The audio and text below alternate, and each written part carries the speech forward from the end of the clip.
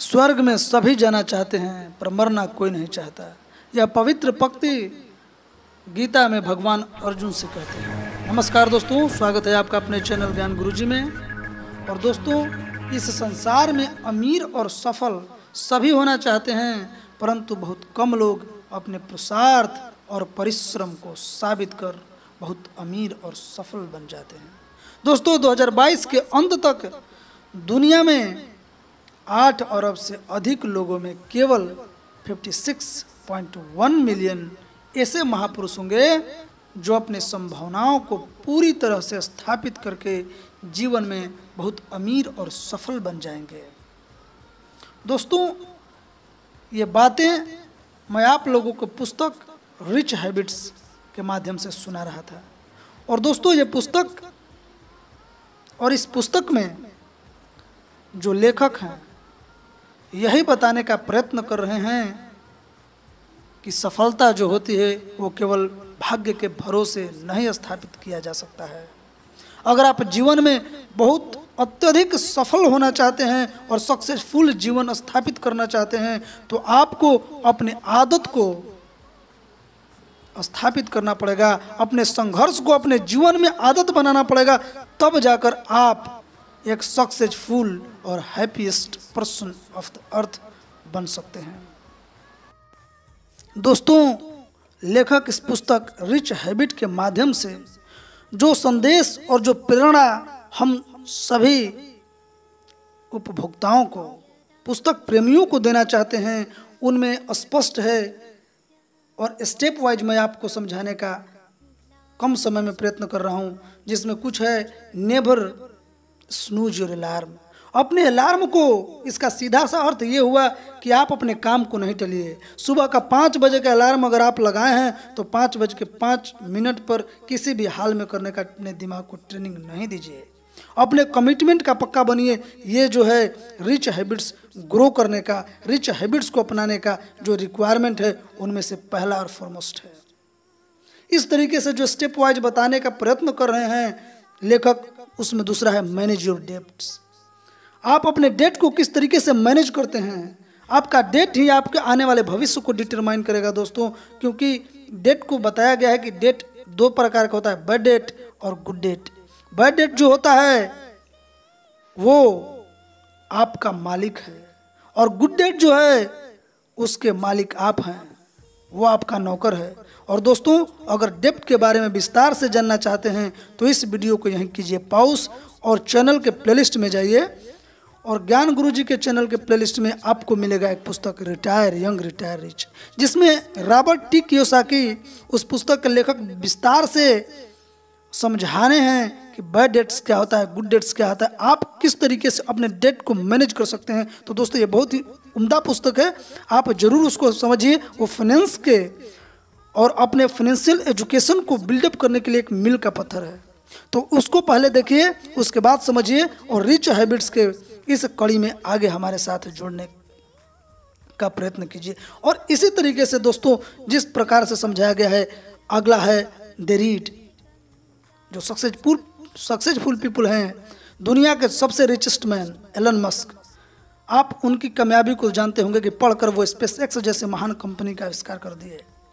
Tesla, केवल formal education, degree की मैं बात नहीं कर रहा हूँ, वो पढ़ते हैं, वो हट के पढ़ते हैं, अपने सिलेबस के बारे में पढ़ते हैं, वो daily up to date current affair पढ़ते हैं ताकि वो अपने नॉलेज को अपडेट कर सकें, वो अपने ब्रेन को एक नेक्स्ट लेवल पे ट्रेंड कर सकें। तो पढ़ना अमीरी बनने की दिशा में जो रिक्वायरमेंट का दूसरा साधन है वो है। और इसी तरीके से अगला है दे आर फ्रूगल। अमीर लोग पहले अपने एसेट्स को मैनेज करते हैं, वो एसेट्स बनाना चाहते हैं, उस पे काम करते हैं, उसके बाद वो अपने लाइफ स्टाइल को एक उम्दा तरीके से वहन करना चाहते हैं और अपने जीवन को हैप्पीएस्ट मोमेंट पे अपने परिवार के साथ, अपने फैमिली के साथ, अपने समाज के साथ, दुनिया में अपने सभी प्रकार के प्रोस्पेक्टस को स्थापित करने के दृष्टिकोण से वो बहुत ही उम्दा होते हैं, वो बहुत ही एक नेक्स्ट लेवल के आदमी होते हैं। तो दोस्तों, इस तरीके से अगला है they proactive and they practice gratitude. वो लोग प्रोडक्टिव होते हैं, वो किसी काम को टालते नहीं हैं और उनमें अपनी कृतज्ञता को व्यक्त करने की पूरी जिम्मेदारी और जवाबदेही होती है। क्योंकि हम जिस सभ्यता से आते हैं दोस्तों, मैं अपनी बात कर रहा हूँ, उसमें कहा जाता है या विद्या सा विमुक्तेत, यानी कि विद्या वही है जो आपको विमुक्त करती है, विद्या वही है जो आपको विनम्र बनाती है। आपको विमुक्त किस चीज़ों से करती है? तो आपको भ्रम और भ्रामक कल्पनाओं से मुक्त करती है, आपको अहंकार से मुक्त करती है, आपको तृष्णा से मुक्त करके आपको जीवन का जो नेक्स्ट लेवल है वो स्थापित करती है। और आपको एक योग्य पुरुष कहा गया है कि जो विनम्र होता है वहीं आगे बढ़ता है, जो जितना झुकेगा उतना आगे बढ़ेगा। तो इस दृष्टिकोण से हर एक प्रकार से समझाने का प्रयत्न किया गया है इस पुस्तक के माध्यम से। बहुत ही स्पष्ट, बहुत ही उम्दा है दोस्तों ये जो किताब है। और मैं हमारे टीम के माध्यम से हम आपके द्वारा आपको प्रस्तुत करने के लिए संकल्पवान हैं। इसी तरह के उम्दा पुस्तक हमारे चैनल के प्लेलिस्ट में है। आप जिस तरीके के पुस्तक पढ़ना चाहते हैं, मैं चैनल के प्लेलिस्ट में ऑलरेडी मोर देन 20 पुस्तक का प्लेलिस्ट बना चुका हूं, जिसमें सफलता का साधन है, आत्मनुशासन की शक्ति है। आप मिलेनियर बनना चाहते हैं तो मिलेनियर फास्ट लेन पढ़िए, वो बहुत ही मेरा रिकमेंडेड पुस्तक है। दोस्तों, रहस्य को समझना चाहते हैं, सफलता के सूक्ष्म तत्वों को समझना चाहते हैं, तो आप लोगों को चैनल पे ऑलरेडी मिलेगा रोंडा बर्न द्वारा लिखित द सीक्रेट। आप सफल होने के सूक्ष्म तत्वों को विस्तार से उस पुस्तक में बताया गया है। तो चैनल के प्लेलिस्ट में जाइए, वहाँ पे आप ऑटोबायोग्राफी भी पढ़ सकते हैं वॉरेन बफेट का। मैं उस पर वीडियो बनाया हूँ, वीडियो विश्लेषण के माध्यम से सिंपल लैंग्वेज में समझाया गया है। ऑटोमेटिक मिलेनियर है, और अभी हाल ही में इस वीडियो विश्लेषण पे अपलोड किया गया है एक पुस्तक how to talk to anyone. अगर आप शर्मीले प्रवृत्ति के आदमी हैं, आपको बात करने में दिक्कत होता है, आप इंट्रोवर्ट हैं, तो उस पुस्तक के माध्यम से अपने अंदर में आप विलक्षण चेंज लाएंगे। किस तरीके से आपको एक्सट्रोवर्ट बनना है, किसी को इम्प्रेस करना है। तो दोस्तों, तमाम तरीके के पुस्तकों को आप हमसे जुड़े रहिए, हमको फॉलो कीजिए इंस्टाग्राम पे, फेसबुक पेज है मेरा ज्ञान गुरुजी, उस पे जाके आप मुझे कमेंट कीजिए, कनेक्ट होइए मुझसे। और इस चैनल को अभी तक सब्सक्राइब नहीं किए हैं तो ज़रूर सब्सक्राइब कीजिए, वीडियो को लाइक करके अपने ग्रुप में शेयर करते रहिए, और हम लोगों के साथ अपना प्यार और आशीर्वाद बनाए रहिए। अगर पुस्तक में कोई चीज़ अच्छा लगता है तो आप मुझे कमेंट कर बता सकते हैं। कोई चीज़ सुधार की ज़रूरत है तो उसमें भी आप मुझे ज़रूर बताइए, उससे हम लोग का हौसला बढ़ता है, वीडियो कंटेंट बनाने में सहायता मिलती है। तो कमेंट करना न भूलिए, और इस वीडियो को समझने का प्रयत्न कीजिए। जब तक समझना है समझिए, हर एक तत्व को, हर एक चीज़ों को बारीकियों से इस पुस्तक रिच हैबिट्स। और न केवल समझिए मेरे प्यारे दोस्तों, मेरे प्यारे सब्सक्राइबर्स, आप इस पुस्तक में खो जाइए, इस पुस्तक में डूब जाइए और रिच हैबिट्स को जरूर डेवलप कीजिए। क्योंकि यकीन मानिए, अगर आप सफल बनना चाहते हैं, अगर आप अपने जीवन में सर्वगुण संपन्न होकर एक बहुत ही अमीर इंसान बनना चाहते हैं, तो आपको वो हैबिट्स जाने या अनजाने में बनाना ही पड़ेगा। अगर आप अपने जीवन को ऐसे ही बर्बाद करते हैं तो आप कभी सफल नहीं हो सकते। आप अपने डेब्ट्स को मैनेज नहीं करते तो आप सफल नहीं हो सकते। आपके लाइफ स्टाइल में वो आग नहीं है, आपके जुनून में कमी है, तो समझ लीजिए आप अपने वैल्यू को कभी बढ़ा नहीं सकते हैं। तो रिच हैबिट्स जो चीज़ें बताई है, जो मैं कुछ संक्षेप में बताया हूँ, बाकी विस्तार में हम और हमारे टीम के अथक माध्यम से आपको संपूर्ण वीडियो विश्लेषण मिलेगा। उसके लिए चलिए हमारे दोस्त अनुज के साथ, तब तक के लिए मुझे दीजिए इजाज़त। थैंक यू, और आगे पढ़िए रिच हैबिट्स। थैंक यू दोस्तों, आपने कभी सोचा है कि ये टाटा, बिरला और अंबानी जैसे लोग हर साल ज्यादा अमीर कैसे होते जाते हैं? क्या इनके पास कोई अलादीन का चिराग है, या फिर इसके पास जरूर ही एक दिन में 24 घंटे से ज्यादा का समय होता होगा? ऐसी क्या बात है इन चुनिंदा अमीर लोगों में जो ये दिन दूनी रात चौगनी तरक्की करते जाते हैं? न जाने ऐसे कितने ही सवाल अमीर लोगों को देखकर हमारे मन में आते हैं। जाहिर सी बात है कि हमारे पास इन सवालों का कोई जवाब नहीं होता। तो चलिए दोस्तों, आज हम इन सवालों का जवाब जानने की कोशिश करते हैं। मशहूर Canadian writer, motivational speaker Brian Tracy कहते हैं कि सफल लोग वो हैं जिनके पास सफल आदतें होती हैं। New York Times best selling writer John C Maxwell भी यही कहते हैं कि जब तक आप अपने डेली रूटीन को नहीं बदलते, तब तक आप अपनी जिंदगी भी नहीं बदल सकते हैं। आपकी सफलता का राज आपके डेली रूटीन में ही छुपा है। अब हमें ये तो पता चल गया है कि अच्छी आदतों के जरिए हम सफल और अमीर बन सकते हैं, लेकिन वो अच्छी आदतें कौन सी हैं और उन अच्छी आदतों को कैसे अपने जीवन में अप्लाई किया जा सकता है, इसके बारे में विस्तार से जानने के लिए आज हम चर्चा करने जा रहे हैं थॉमस कॉर्डले की किताब rich habits, the daily success habits of wealthy individuals की। थॉमस कॉर्डले एक सर्टिफाइड पब्लिक अकाउंटेंट और फाइनेंशियल प्लानर हैं। उन्होंने सालों तक अमीर लोगों के डेली हैबिट्स पर रिसर्च किया है। वो बताते हैं कि अमेरिका में बस 5% लोग ही फाइनेंशियली सक्सेसफुल हैं और हमारे स्कूल में भी फाइनेंशियली सक्सेसफुल बनने का तरीका नहीं बताया जाता है। ऐसे में थॉमस ने इस किताब में अपने रिच हैबिट्स प्रोग्राम को रिसर्च करने के बाद उसकी लर्निंग्स को यहाँ बताया है। जब लेखक के पास एक क्लाइंट अपने बिजनेस को लेकर एडवाइस लेने आया, तब उन्होंने अपने क्लाइंट के बिजनेस की हर बारीक चीज को लेकर रिसर्च करना चालू किया और यहीं से इस किताब को लिखने की शुरुआत हुई। दरअसल उनके क्लाइंट का बिजनेस बढ़ रहा था, लेकिन फिर भी उन्हें काम को लास्ट टाइम में कंप्लीट करने में दिक्कत आ रही थी, खासकर पे रोल मैनेज करने के समय। उन्होंने लेखक से इसकी वजह पूछी। थॉमस ने भी महीनों तक क्लाइंट के बिजनेस के इंपॉर्टेंट एस्पेक्ट्स जैसे एक्सपेंसेस, लेबर रेट्स और इंडस्ट्री कॉम्परेटिव डेटा का भी एनालिसिस किया। यहाँ तक उन्होंने उस क्लाइंट की इंडस्ट्री के ही दूसरे अमीर क्लाइंट से भी इस बारे में चर्चा की, लेकिन वो दोनों मिलकर भी कुछ खास नहीं खोज सके। लेखक जब कुछ हफ्तों के बाद अपने इस स्ट्रगलिंग क्लाइंट से लंच के समय मिले, तो उन्होंने सीधे इस बात को कन्फेस कर लिया कि वो उनकी फाइनेंशियल प्रॉब्लम की वजह नहीं खोज पाए। दोनों ही इस बात से निराश होकर शांति से बैठे थे। इस अनकंफर्टेबल साइलेंस को खत्म करने के लिए उन्होंने क्लाइंट से ऐसे ही पूछ लिया कि उनके पसंदीदा रात को उन्होंने घर पर आकर क्या किया था। उनके क्लाइंट ने थोड़ा संकोच करते हुए बताया कि बुधवार की रात उनकी पसंदीदा रात होती है और उस रात वो शराब और कुछ लड़कियों के साथ बिताते हैं। ये जवाब सुनकर थॉमस शॉक में थे। दरअसल वो अपने क्लाइंट को जज नहीं कर रहे थे, लेकिन उन्हें ये रियलाइज हुआ कि वो अपने क्लाइंट से गलत सवाल पूछे जा रहे थे। फाइनली 5 साल के लंबी रिसर्च के बाद उन्होंने 21 सवालों की एक लिस्ट तैयार की जो उन्होंने अपने सभी प्रकार के क्लाइंट से पूछी थी। चाहे वो अमीर क्लाइंट हो या गरीब क्लाइंट, सभी को 21 सवाल उनके द्वारा पूछे गए। इन सवालों के जवाबों को इकट्ठा करने के बाद उन्हें ये बात समझ में आई कि अमीर और गरीब लोग अपना जीवन जीते कैसे हैं और उसमें जमीन और आसमान का फर्क होता है। इस तरह उनके उन क्लाइंट की वजह से उन्होंने फाइनेंशियल सक्सेस का सीक्रेट जान लिया। इस किताब की समरी सुनकर हम भी अमीर लोगों की आदतों के बारे में न केवल जान सकते हैं, दूसरे एपिसोड की, जिसमें हम एक इंश्योरेंस सेल्समैन की कहानी जानेंगे। मैं अब और नहीं सहन कर सकता। फिनिक्स उपमैन अपने हाथ की बियर की आधी खाली गिलास पकड़े हुए खुद से ही बड़बड़ा रहा था। वो परेशान होते हुए अपने सिर के बचे खुचे बालों पर हाथ फिरा रहा था। दूसरी तरफ उसकी सिगरेट एस्ट्रे में ही बुझ गई थी। इतने में एक बार टेंडर उसके पास आया और पूछा, सर क्या आज का दिन खराब था? वैसे वो ये बात जानने के लिए कोई खास इंटरेस्टेड नहीं था, लेकिन फिर भी उसने पूछ ही लिया। फिनिक्स ने खोखली हंसी हंसते हुए कहा, खराब जिंदगी कहना बेहतर होगा। उसने गिलास में बची बियर को पिया और रिफिल करने का इशारा करते हुए गिलास को बार टेंडर की तरफ खिसकाते हुए बोला, पिछले महीने मुझे अपने बेटे को बताना पड़ा कि हम उसे कॉलेज भेजना अफोर्ड नहीं कर सकते हैं क्योंकि हमारे पास पैसे नहीं हैं।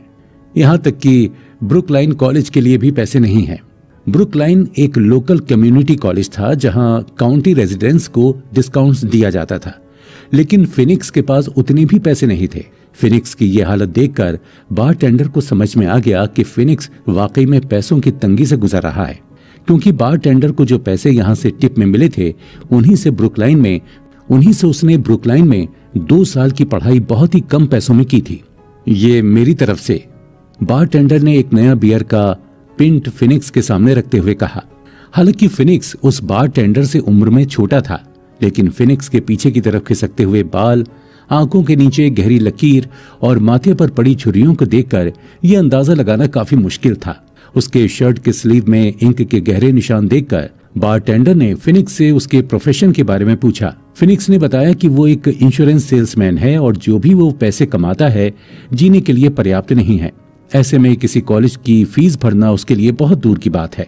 फिनिक्स कभी मूंगफली को उठाकर उसे उंगलियों के बीच फंसाकर खेलने लगता, तो कभी किसी और बिना पलकों को झपकाए खुद से ही बातें करता हुआ कहता कि कैसे मैं इस तरह से फेलियर बन गया। थोड़ी देर बाद फिर से बियर के मग को मुंह से लगाते हुए फिनिक्स बारटेंडर को बताने लगा कि अगर आज वो मर भी जाता है तो भी ज्यादा फर्क नहीं पड़ेगा, क्योंकि उसके पास पर्याप्त इंश्योरेंस भी नहीं है। फिनिक्स को बियर पूरी तरह से चढ़ चुकी थी और धीरे धीरे वो कुछ न कुछ बड़बड़ा रहा था। फिनिक्स किसी तरह अपनी जगह से उठा और बार से बाहर निकला। बाहर अंधेरा था।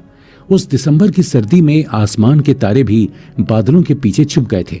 कार के अंदर भी उसे अपनी उंगलियां ठंड से जमी हुई लग रही थी। उसने एक सिगरेट जलाई और कार के इंजन का गर्म होने का इंतजार करने लगा। उसकी आंखें सिगरेट का कश लेते हुए बंद हो जाती थी। वो गहरी सोच में डूबा हुआ सोच रहा था, अगर उसके बेटे ने उसके कॉलेज में एडमिशन के बारे में पूछा तो वो क्या बोलेगा। इतने में ही किसी ने उसकी कार की खिड़की को खटखटाया। जब फिनिक्स ने उससे पूछा कि मैं आपकी क्या मदद कर सकता हूं, तो वो व्यक्ति फिनिक्स से बोला कि वो उसकी मदद करना चाहता है।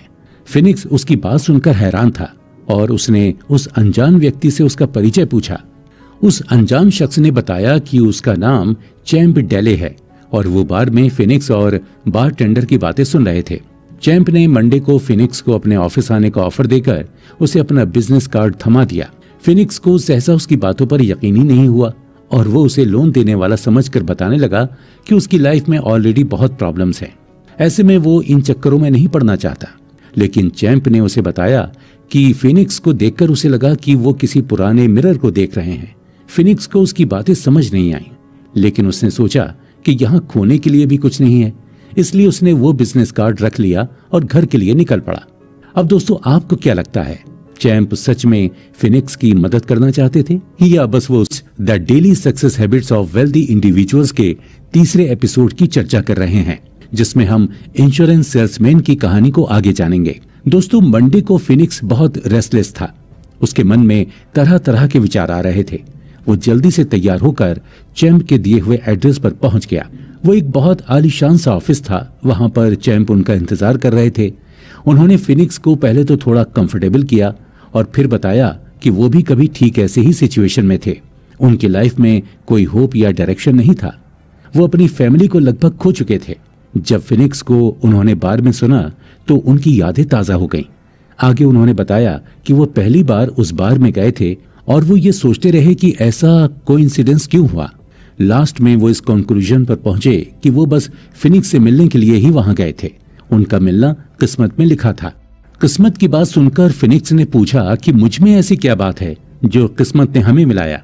ये बात सुनकर चैंप के चेहरे पर मुस्कुराहट तैर गई और उन्होंने इस तरह से अपनी आंखों को बड़ा किया जैसे वो कोई ऐसा राज बताने वाले हों जो वो काफी दिनों से अपने मन में रखे हैं। फिर उन्होंने कहा कि उन्हें ये विश्वास है कि वो फिनिक्स को इस मुसीबत से बाहर निकालने आए हैं। साथ ही साथ फिनिक्स को उन्होंने उस अपॉर्चुनिटी की तरह देखा जिसके बारे में उन्हें बताया गया था। दरअसल चैंप को किसी ने बहुत पहले उनके खराब दिनों में मदद की थी, इसलिए वो फिनिक्स की मदद करके पे बैक करना चाहते थे। जब फिनिक्स के ये बात पल्ले नहीं पड़ी तो चैंप ने आगे समझाते हुए बताया कि कुछ साल पहले उन्हें ये बोला गया था कि उन्हें उस इंसान की मदद करनी है जो उनकी ही तरह खराब हालत में होगा, जिसे देखकर उन्हें ऐसा लगेगा कि वो एक पुराने मिरर में खुद को ही देख रहे हैं। उस समय चैंप ये बात नहीं समझ पाए, लेकिन जब उन्होंने फिनिक्स को देखा तो वो तुरंत समझ गए कि फिनिक्स ही वो इंसान है जिसकी मदद करने के लिए वो बने हैं। फिनिक्स के मन में बहुत सारे सवाल आ रहे थे। जब उसने ये पूछा कि ये सब बातें तुम्हें किसने बताई, तब चैंप ने उनके मेंटोर और एडवाइजर जेसी जॉब्स का नाम बताया। उन्होंने जेसी जॉब्स के बारे में विस्तार से बताया कि उनकी लाइफ को टर्न अराउंड करने के पीछे जेसी जॉब्स का ही हाथ है। जेसी जॉब्स ने चैम्स को सफलता के उन बुलंदियों तक पहुंचाया जो उन्होंने सपने में भी नहीं सोचा था। जेसी जॉब्स के द्वारा चैंप को 10 नियम बताए गए थे जिन्हें वो रिच हैबिट्स बोलते थे। चैंप को उन्होंने इन 10 प्रिंसिपल्स को 30 दिनों तक फॉलो करने के लिए कहा। जेसी जॉब्स ने उन्हें प्रॉमिस किया कि अगर वो 30 दिनों तक इन प्रिंसिपल्स को फॉलो करेंगे तो उनकी सिचुएशन सुधर जाएगी। चैंप ने फिनिक्स को बताया कि आज उनके पास जो कुछ भी दिख रहा है वो उन रिच हैबिट्स को अपनी लाइफ में अप्लाई करने का ही बाय प्रोडक्ट है। रिच हैबिट्स ने उनकी लाइफ को पूरी तरह बदल कर रख दिया। चैंप की इन बातों को सुनकर फिनिक्स ने पूरे एक्साइटमेंट के साथ उनसे पूछा कि क्या वो इन प्रिंसिपल्स को उसके साथ शेयर करने जा रहे हैं, लेकिन चैंप ने मना कर दिया। ये बात सुनकर फिनिक्स काफी अपसेट हो गए। उन्हें लगा कि चैंप ने उनका समय बर्बाद करने के लिए बुलाया था। वो तुरंत ही अपनी सीट से उठकर जाना चाहते थे, मगर पता नहीं क्यों वो अपनी जगह पर बैठे ही रहे। इतने में चैंप अपने डेस्क से पेन निकालकर पेपर पर कुछ लिखते हुए बोले कि ये प्रिंसिपल्स एक बड़े प्रोसेस का एक छोटा सा हिस्सा हैं, जिसे जेसी जॉब्स ने रिच हैबिट्स ट्रेनिंग प्रोग्राम के नाम से बनाया है। जेसी जॉब्स और उनकी टीम लोगों को रिच हैबिट्स के सही तरीके से फॉलो करने के लिए ट्रेन करती है। चैंप की जिम्मेदारी तब खत्म होती है जब वो जेसी के मिरर टेस्ट के मुताबिक किसी व्यक्ति से मिलते हैं और उसे रिच हैबिट्स ट्रेनिंग प्रोग्राम के बारे में बताकर उसे वहां भेजते हैं। इतना बताकर चैंप ने वो पेपर फिनिक्स को दे दिया जिसमें वो कुछ लिख रहे थे। उस पेपर पर जेसी के ऑफिस का नंबर था, जिसमें फिनिक्स को कॉल करके बस ये बताना था कि वो ट्रेनिंग प्रोग्राम का हिस्सा बनना चाहते हैं, जिसे चैंप स्पॉन्सर करेंगे। अगले ही दिन अगली ही सुबह फिनिक्स ने उस नंबर पर कॉल किया और बताया कि चैंप ने उसे स्पॉन्सर करने के लिए कहा है। कॉल पर फिनिक्स से बात करने वाली महिला ने उनका नंबर लिया और बोला कि ये मैसेज मिस्टर जॉब्स को दे दिया जाएगा। कुछ ही मिनटों में उन्हें वापस कॉल आया कि उनको ट्रेनिंग प्रोग्राम के अगले सेशन के लिए अपॉइंटमेंट मिल गया है और यहां से फिनिक्स की लाइफ की नई शुरुआत होती है। दोस्तों, इस एपिसोड से हमने कुछ बहुत जरूरी बातें सीखी। पहली सीख ये कि जब भी हमें लाइफ में सक्सेस मिल जाती है तो हमें दूसरों की मदद करके पे बैक जरूर करना चाहिए। दूसरी सीख ये कि जब भी अपॉर्चुनिटी मिले उसे लपक लेना चाहिए। फिनिक्स अगर चैंप के ऑफिस नहीं जाते तो उन्हें इस अपॉर्चुनिटी के बारे में पता ही नहीं चलता। तीसरी और सबसे जरूरी सीख ये कि हमें पेशेंस रखना चाहिए। जब चैंप ने फिनिक्स को वो 10 प्रिंसिपल्स बताने से मना कर दिया तो फिनिक्स ने गुस्सा आने के बावजूद खुद पर कंट्रोल रखकर बैठे रहे। अगर वो वहां से चले जाते तो भी उनके हाथ से वो अपॉर्चुनिटी निकल जाती। तो दोस्तों, आने वाले एपिसोड्स में भी हम ऐसे लोगों की कहानी सुनेंगे जो अपनी लाइफ में बहुत ज्यादा परेशानियों से घिरे हुए थे और कैसे वो रिच हैबिट्स ट्रेनिंग प्रोग्राम का हिस्सा बने।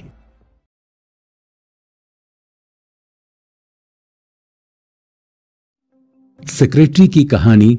दोस्तों, कुकू एफएम की इस खास पेशकश में थॉमस कॉडले की लिखी किताब rich habits the daily success habits of wealthy individuals के चौथे एपिसोड में हम आ पहुंचे हैं, जिसमें आज हम डी नाम की एक लड़की की लाइफ के बारे में जानेंगे। डी न्यू जर्सी के सन ब्लेड नामक कंपनी में काम करती थी। वो वहां के सीईओ जॉन एंड्रयूज की सेक्रेटरी थी। एक दिन की बात है जब डी से परेशान होते हुए जॉन ने अपने ऑफिस मैनेजर नीना से कहा, क्या करूं मैं इसका। दरअसल नीना ने उन्हें बताया था कि डी आज भी लेट से आने वाली है। उस महीने में ऐसा तीसरी बार हो रहा था। सुबह का समय कंपनी के लिए बहुत ही इंपॉर्टेंट होता था, क्योंकि मॉर्निंग कॉल्स में कस्टमर और प्रोस्पेक्ट्स दोनों से ही बात करना होता था। इस काम की पूरी जिम्मेदारी डी के ऊपर थी। ऐसे में उसके नहीं आने से कॉल्स कैंसिल हो जाती थी और इसका सीधा असर कंपनी की सेल्स पर पड़ता था। इस बार नीना ने जॉन को बोल ही दिया कि आप डी को हर बार रूल्स में ढिलाई देते रहते हैं और वो भी इसका फायदा उठाते हुए देखना चाहती है कि आप उसको कितनी ढील दे सकते हैं। क्या आपको नहीं लगता कि आपको उसे निकाल देना चाहिए? ये बोलते हुए नीना अपना आपा खो चुकी थी। नीना डी के खराब अटेंडेंस और बर्ताव के कारण उसे कंपनी से निकलवाना चाहती थी, लेकिन जॉन अभी तक ये नहीं कर सका था। जॉन के अनुसार डी में बहुत पोटेंशियल था और उसे पूरी उम्मीद थी कि अगर वो उसकी कुछ खराब आदतों को छुड़वा दें तो वो बहुत अच्छा कर सकती है। डी सन ब्लेड कंपनी में सेक्रेटरी के रोल में काम करती थी, लेकिन पिछले 2 सालों से उसकी सैलरी काफी कम थी और जॉन के मुताबिक इसकी वजह उसकी खराब आदतें थीं। उसकी उम्र सिर्फ 24 साल की थी, लेकिन वो अनहेल्दी थी। फिर भी उसके पास एक खूबसूरत मुस्कान और आकर्षक चेहरा था। ज्यादातर कलीग्स उसे हार्ड वर्किंग और समय की पाबंद मानते थे, लेकिन वही लोग उसे आलसी और सुस्त भी मानते थे। कभी कभी डी बहुत अच्छा और प्रोडक्टिव काम क्रिएटिविटी के साथ करती थी, लेकिन अंत में फिर सुस्ती और डिस्ट्रैक्शन की वजह से उसका काम खराब हो जाता था। ज्यादातर लोगों के अनुसार वो अपनी फैमिली इश्यूज से ध्यान हटाने के लिए खाने का सहारा लेती थी और ज्यादा खाने के कारण उसका मोटापा उसको हेल्थ इश्यू दे रहा था। इन हेल्थ इश्यूज के कारण उसे ऑफिस से सिक लीव्स लेनी पड़ती थी। जॉन के अनुसार वो एक बैड हैबिट्स के जाल में फंस चुकी थी। जॉन ने बहुत बार डी को ये बात बताई कि उसकी खराब आदतों की वजह उसकी फैमिली है, लेकिन डी अपनी फैमिली को लेकर काफी सेंसिटिव थी। इसी बात का फायदा उसके घर वाले उठाते थे। यहाँ तक कि डी को खाने में भी मेन कोर्स की जगह बचा हुआ खाना मिलता था, क्योंकि उसके मुताबिक उसकी कजिन जो काफी स्मार्ट थी उसे मेन कोर्स दिया जाता था। जॉन को इस बात पर भी आश्चर्य होता था कि उसकी कजिन जो 2 सालों से घर पर अपने 2 बच्चों के साथ बिना जॉब के पड़ी हुई है वो कैसे स्मार्ट हो सकती है। लेकिन इन बातों को इग्नोर करते हुए डी ने जॉन से हर शुक्रवार को उसे जल्दी छुट्टी देने की गुजारिश की ताकि वो अपनी दूसरे जॉब में जा सके। जॉन ने चिढ़ते हुए पूछा कि तुम्हें कितनी जल्दी जाना होगा। तब डी ने बताया कि उसे 4 बजे जाना होगा, जबकि ऑफिस 5:30 बजे खत्म होता था। अगर जॉन इस बात के लिए डी को हाँ बोल देते तो दूसरे कर्मचारी इस बात पर जरूर अपनी आपत्ति दर्ज कराते, क्योंकि जॉन पहले ही डी को काफी छूट दे रहे थे। ऐसे में जॉन ने सोचा कि ऐसा करने से लोगों में खराब मैसेज आएगा, तो उन्होंने डी के सामने 2 कंडीशंस रखी। पहली ये कि उसे इस समय की भरपाई गुरुवार शाम को ज्यादा समय ऑफिस में बिताकर करनी होगी, और दूसरी ये कि अगर वो पहली कंडीशन को 3 बार फॉलो नहीं कर पाए तो उसे इस कंपनी से निकाल दिया जाएगा। अब दोस्तों, आपको क्या लगता है कि डी जॉन की 2 कंडीशंस को फॉलो की लिखी किताब rich habits the daily success habits of wealthy individuals के 5वें एपिसोड में आपका स्वागत है, जिसमें आज हम डी की लाइफ में आने वाले स्ट्रगल्स और अपॉर्चुनिटी के बारे में जानेंगे। दोस्तों, जब जॉन ने डी के सामने 2 कंडीशंस रखी तो डी ना चाहते हुए भी इस बात के लिए राजी हो गई, क्योंकि उसके पास वैसे भी कोई दूसरा ऑप्शन नहीं था। लेकिन इस बात से डी अपने बॉस से बुरी तरह चिढ़ गई। उसे लगता था कि इस तरह के एग्रीमेंट करने के लिए उसे फोर्स नहीं करना चाहिए था। अगले कुछ सप्ताह डी ने अच्छी तरह उस कंडीशन को फॉलो किया, लेकिन एक बार नीना ने नोटिस किया कि गुरुवार को डी ने ऑफिस में एक्स्ट्रा टाइम नहीं बिताया था। नीना ने जॉन को इस बारे में बता दिया और जॉन ने डी को इस बारे में चेतावनी दी। डी बहुत गुस्से में थी। उसे लगा था कि जॉन इस बात को नोटिस नहीं करेंगे। फिर कुछ सप्ताह तक डी ने कंडीशन को फॉलो किया, लेकिन उसके बाद फिर यही घटना हुई और उसके कुछ ही समय बाद तीसरी और अंतिम बार यह घटना हुई। एग्रीमेंट के मुताबिक डी को उस कंपनी से आखिरकार निकाल दिया गया। इस घटना के बाद उसकी फैमिली ने भी उसे घर से निकाल दिया। किसी ने डी से ये जानने की कोशिश नहीं की कि वो कैसी है। धीरे धीरे डी के पैसे भी खत्म हो गए थे और उसके पास खाने तक के लिए पैसे नहीं थे। एक रात को डी भूख से तिलमिला रही थी।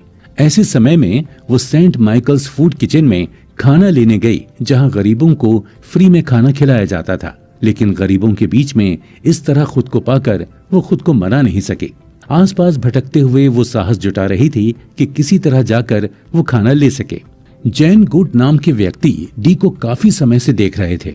वो उस लाइन को मैनेज कर रहे थे।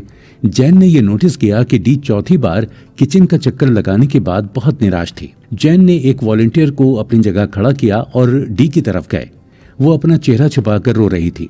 जब जैन ने उसे खाना देने की पेशकश की और बताया कि वो उसे 2 घंटे से देख रहे हैं, तब डी ने कहा कि वो खाना नहीं खा सकती है क्योंकि वो बहुत ह्यूमिलिएटेड फील कर रही है।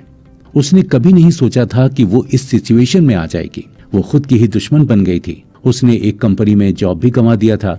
डी मानती थी कि उसके बॉस ने उसे आईना दिखाने की बहुत कोशिश की थी, लेकिन फिर भी वो उनकी बातों को समझ नहीं पाई। वो खुद को बहुत बड़ी फेलियर मानने लगी थी। इन बातों को सुनकर जैन को बहुत कुछ याद आने लगा। वो थोड़ा अपसेट भी हुए और अपने किचन की ओर वापस चले गए। थोड़ी देर बाद वो वापस डी के लिए खाना लेकर आए। वो अपने बारे में बताते हुए बोले कि उनका नाम जैन गुड है और वो डी की सिचुएशन को अच्छी तरह से समझ सकते हैं। साथ ही साथ उन्होंने डी की हेल्प करने की कोशिश भी की। डी को लगा कि वो उनकी जॉब लगाने में मदद करेंगे, लेकिन जैन ने बताया कि डी को देखकर उन्हें ऐसा लगा कि वो खुद को एक पुराने मिरर में देख रहे हैं। इतना बोलकर उन्होंने डी को अगले दिन रात को बुलाया। डी ने एक लोकल शेल्टर में अपनी रात गुजारी, ये सोचते हुए कि उसे देखने पर जैन को ये क्यों लगा कि वो पुराने मिरर में देख रहे हैं। इसका मतलब क्या है? ये शब्द उसके मन में सारी रात गूंजते रहे। अगली रात को डी जैन से मिलने गई। जैन ने बताया कि बहुत समय पहले उन्होंने भी अपनी जॉब डी के जैसे ही गंवा दी थी। वो होपलेस हो गए थे। उसके बाद उन्हें एक अनजान व्यक्ति ने बचाया और उनकी लाइफ को बदल कर रख दिया। जब डी ने जैन से उसका राज पूछा तो जैन ने बताया कि उस अनजान व्यक्ति ने उसे 10 प्रिंसिपल्स दिए थे, जिसने उनकी लाइफ को हमेशा के लिए चेंज कर दिया। वो एक बेरोजगार से कंपनी के CEO बन गए। उनके मुताबिक प्रिंसिपल्स को फॉलो करना आसान नहीं था, लेकिन आज वो जो कुछ भी हैं इन्हीं 10 प्रिंसिपल्स की वजह से ही हैं। जब डी ने उन प्रिंसिपल्स के बारे में पूछा तो जैन ने जेसी जॉब्स के रिच हैबिट्स ट्रेनिंग प्रोग्राम के बारे में बताया। साथ ही साथ उन्होंने जेसी जॉब्स के ऑफिस का नंबर देकर वहां कॉल करके बताने के लिए बोला कि वो डी का प्रोग्राम स्पॉन्सर कर रहे हैं। डी ने ठीक वैसा ही किया और उसे अगले ट्रेनिंग प्रोग्राम का अपॉइंटमेंट मिल गया। तो दोस्तों, इस एपिसोड में हमने कुछ जरूरी बातें सीखी। पहली, जब भी आपके पास कोई अवसर हो तो उसको सम्मान करना चाहिए, वरना हमारे हाथ से वो अवसर निकल जाएगा, ठीक वैसे ही जैसे डी से जॉब छूट गई। दूसरी, जब कोई हमें हमारी कमियां बताता है तो उसे ध्यान से सुनना चाहिए, ना कि उनके बारे में ही गलत सोचना चाहिए, जैसे डी अपने बॉस जॉन के बारे में सोचा करती थी। तो दोस्तों, आने वाले एपिसोड में हम एक car habits the daily success habits of wealthy individuals के 6वें एपिसोड की चर्चा कर रहे हैं, जिसमें हम आज एक कार डीलर की कहानी सुनाने जा रहे हैं। हर्ब राइजर एक कार डीलर थे। एक दिन उन्हें बैंक से फोन आने के बाद वो शॉक में थे। उन्हें बताया गया कि वो अपनी डीलरशिप को पैसों की कमी की वजह से एक्सटेंड नहीं कर सकते हैं। साथ ही साथ बैंक हब के साथ हुए एग्रीमेंट के अनुसार अपने लॉसेस को कम करने के लिए उनके इन्वेंट्री को भी वापस लेने वाली थी। इसका मतलब ये था कि हब पूरी तरह से दिवालिया हो सकते थे और ये उनके बिजनेस और फैमिली के लिए बहुत बड़ा नुकसान होता। उस रात वो घर जाते हुए सोचने लगे कि आखिर ये कैसे हो गया। वो अपनी पत्नी को कैसे बताएंगे। हब के पास उस समय जवान बच्चे, एक बड़ा मॉर्गेज और बहुत सारे बिल पे करने को थे। उन्हें अपने कर्मचारियों को पैसा देना था जो उन पर भरोसा करके दूसरी जॉब छोड़कर उनके पास आए थे। वो कार चलाते हुए सड़क पर दूसरी डीलरशिप को देख रहे थे जो कि लगातार बढ़ रही थी।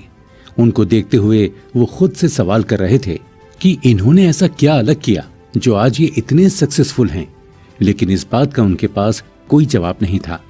हर्ब कार के बिजनेस में पिछले 20 सालों से थे और जिस भी डीलरशिप ने उनको रखा था वहां वो टॉप सेल्स पर्सन ही रहे। कोई उनके आसपास भी नहीं था। वो जानते थे कि कार कैसे बेचना है। वो अपने को वर्कर्स को अपनी बड़ाई मारते हुए कहते थे कि वो किसी को भी कुछ भी बेच सकते हैं। उनकी इस सक्सेस के कारण उन्हें समय समय पर बोनस, फ्री वेकेशंस और कई प्रकार के अवार्ड भी दिए गए थे।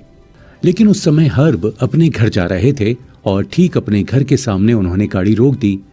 किचन और लिविंग रूम की लाइट जल रही थी। उन्हें पता था कि उनकी फैमिली जाग रही होगी। उनकी पत्नी किचन में बर्तन धो रही होंगी, बच्चे टीवी देख रहे होंगे या फिर होमवर्क कर रहे होंगे। उनके लिए बैंक की बात सबको बताना बहुत मुश्किल था। उनकी फैमिली उनके आने पर साथ में डिनर पर हमेशा की तरह बातचीत होने की अपेक्षा कर रही थी। उनकी फैमिली के लिए आज की रात भी बाकी रातों जैसी ही थी, लेकिन हब जानते थे कि आज सब कुछ बदल चुका है। दरअसल आज से कुछ साल पहले national automobile dealer association convention में हब को एक डीलर ने अप्रोच किया था। उस डीलर ने बताया कि वो अपने रोड इंसलैंड के मित्सुबिशी फ्रेंचाइज में हर महीने दौरा करके परेशान हो गए हैं और वो किसी खरीदार की खोज में हैं। हब ने इस अपॉर्चुनिटी को स्वीकार कर लिया क्योंकि वो हमेशा से ही अपनी खुद की डीलरशिप होने का सपना देखते थे। पहले के कुछ महीनों में उनकी डीलरशिप का बिजनेस काफी धीमा था, लेकिन इस बात से उनका विश्वास हिला नहीं। उन्हें लगा कि ओनरशिप चेंज होने की वजह से भी बिजनेस कम है। उन्होंने सेल्स को बढ़ाने के लिए खुद मैदान में उतरकर सेलिंग टीम को यह भी दिखाया कि सेल्स कैसे की जाती है। इससे कुछ हद तक सेलिंग बढ़ी, लेकिन उतनी भी नहीं जितना हब सोच रहे थे। उनको ओनरशिप की एडिशनल रिस्पॉन्सिबिलिटी हैंडल करने में प्रॉब्लम होने लगी। कैश फ्लो को मैनेज करने में उनका टाइम जाने लगा था। उन्होंने पाया कि उनका ज्यादातर समय बैंक में जा रहा है और वो ऑफिस से ज्यादा बैंक में टाइम बिताने लगे थे। हालांकि हब सेल्स में बहुत अच्छे थे, लेकिन मैनेजमेंट की जिम्मेदारी भी होने की वजह से सेल्स में भी उनका असर दिख रहा था। अभी तक हब अपनी कार में ही बैठे थे। वो कार से उतरकर अपने घर के पोर्च में जाकर खड़े हो गए। उन्हें एक लुटेरे के जैसे महसूस हो रहा था जो अपनी फैमिली को ही तबाह कर देंगे। वो कुर्सी पर बैठे और अपने पुराने दिनों को याद करने लगे जब वो ऑटो इंडस्ट्री के स्टूडेंट नहीं थे। उनके लिए कार डीलरशिप में सिर्फ एक ही चीज मायने रखती थी और वो थी सेल्स। उनके लिए कस्टमर एक बस ऑब्जेक्ट की तरह थे जिसे वो किसी तरह जीतना चाहते थे। उनके मुताबिक कस्टमर कुछ खरीदने का डिसीजन नहीं लेता है, बल्कि हमें उनके लिए डिसीजन लेना पड़ता है। कभी कभी उनकी डीलरशिप के मालिक को उन कस्टमर्स की तरफ से मीडिएटर बनना पड़ता था जिन्हें लगता था कि हब ने उनके साथ रूड बर्ताव किया है। हब सेल्स के हिसाब से बहुत अच्छा कर रहे थे, लेकिन वो दूर का नहीं सोच पा रहे थे। उनके बॉस ने उनको ये समझाया कि वो लोग सिर्फ सेल्स नहीं चाहते थे, वो कस्टमर को हमेशा अपने साथ रखना चाहते थे ताकि उनके बच्चे और बच्चों के बच्चे भी उनके पास आए। अगर ऐसा नहीं होता है तो उनका बिजनेस खत्म हो जाएगा। हालांकि हब अभी तक के बेस्ट सेल्समैन थे, लेकिन कंपनी के लिए सेल्स ही सब कुछ नहीं होती है। ये बात उन्होंने हब को एक प्राइवेट मीटिंग में कही जब एक कस्टमर हब के अग्रेसिव सेलिंग टेक्निक से डर गया था। अपनी यादों से बाहर आते हुए हब किसी तरह दरवाजे तक पहुंचे। वो अपने बच्चों के खुलकर हंसने की आवाज सुन सकते थे। उन्होंने किसी तरह अपनी आंखें बंद करते हुए दरवाजा खोला। उनका चेहरा देखते ही उनकी पत्नी ने पूछा, क्या तुम ठीक हो? हब ने विस्तार से सारी बातें बताई। उनकी बातों को सुनकर उनकी पत्नी निराश हो गई और रोने लगी। एक तरफ उनके बच्चे ऊपर कमरे में मजे कर रहे थे तो दूसरी तरफ नीचे किचन में उनकी मां रो रही थी। हब के लिए यह बहुत ही इमोशनल मोमेंट था। अगली सुबह हब किसी तरह खुद को संभालते हुए अपनी डीलरशिप में गए। उन्होंने खुद को अपने ऑफिस में ही बंद कर दिया और किसी से भी बात करने से बचते रहे। उन्होंने बैंक में भी बहुत बार कॉल किया, लेकिन किसी ने उनका कॉल रिसीव नहीं किया। उस दिन सर्विस डिपार्टमेंट को भी ज्यादा बिजनेस नहीं होने की वजह से जल्दी बंद कर दिया गया था। लगभग सभी स्टाफ के जाने के बाद हब भी शॉप को बंद करने की तैयारी कर रहे थे। तभी एक महिला जो कि अपने 50s में थी, हब के पास कार की इंक्वायरी करने आई। उसने पूछा कि क्या उनके पास कोई कन्वर्टेबल कार है। दरअसल अगले महीने उनकी बेटी ग्रेजुएट होने वाली थी और वो कार देकर उसे सरप्राइज देना चाहती थी। उस महिला के पूछने के बाद हब के अंदर का सेल्समैन कुछ सेकंड के लिए जाग गया था, लेकिन उन्होंने फिर कहा कि वो उनकी मदद नहीं कर पाएंगे। उस महिला को लगा कि शायद कन्वर्टेबल कार नहीं है, तो उन्होंने एसयूवी कार के बारे में पूछा। तब हब ने उन्हें सीधा बता दिया कि वो उन्हें कोई भी कार नहीं बेच पाएंगे, क्योंकि शायद अगले महीने तक उनको ये बिजनेस बंद करना पड़ेगा और वो उनको कोई कस्टमर सपोर्ट नहीं दे पाएंगे। उनको लगा ये सब बात जान लेने के बाद वो महिला चली जाएगी, लेकिन जब उन्होंने सारी बात विस्तार से बताने को कहा तो हब ने बिना किसी झिझक के अपनी सिचुएशन के बारे में बता दिया। तब उस महिला ने बताया कि उसका नाम सुजैन चेंजर है और वो उनकी मदद करना चाहती है। साथ ही साथ उसने ये बताया कि हब को देखकर उसे ऐसा लग रहा था जैसे वो किसी पुराने मिरर में खुद को देख रही है। साथ ही साथ सुसैन ने अपनी फेलियर की कहानी भी हब के साथ शेयर की।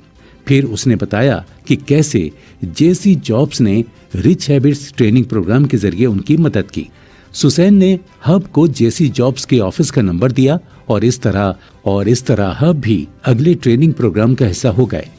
तो दोस्तों, इस एपिसोड में हमने सीखा कि कभी भी ओवर कॉन्फिडेंट नहीं होना चाहिए, क्योंकि ओवर कॉन्फिडेंट होने से हम चीजों को गंवा सकते हैं। तो अपने ऊपर भरोसा जरूर करें, लेकिन उसे ओवर कॉन्फिडेंस न बनने दें। दोस्तों, आने वाले एपिसोड में हम एक अकाउंटेंट की कहानी को सुनेंगे।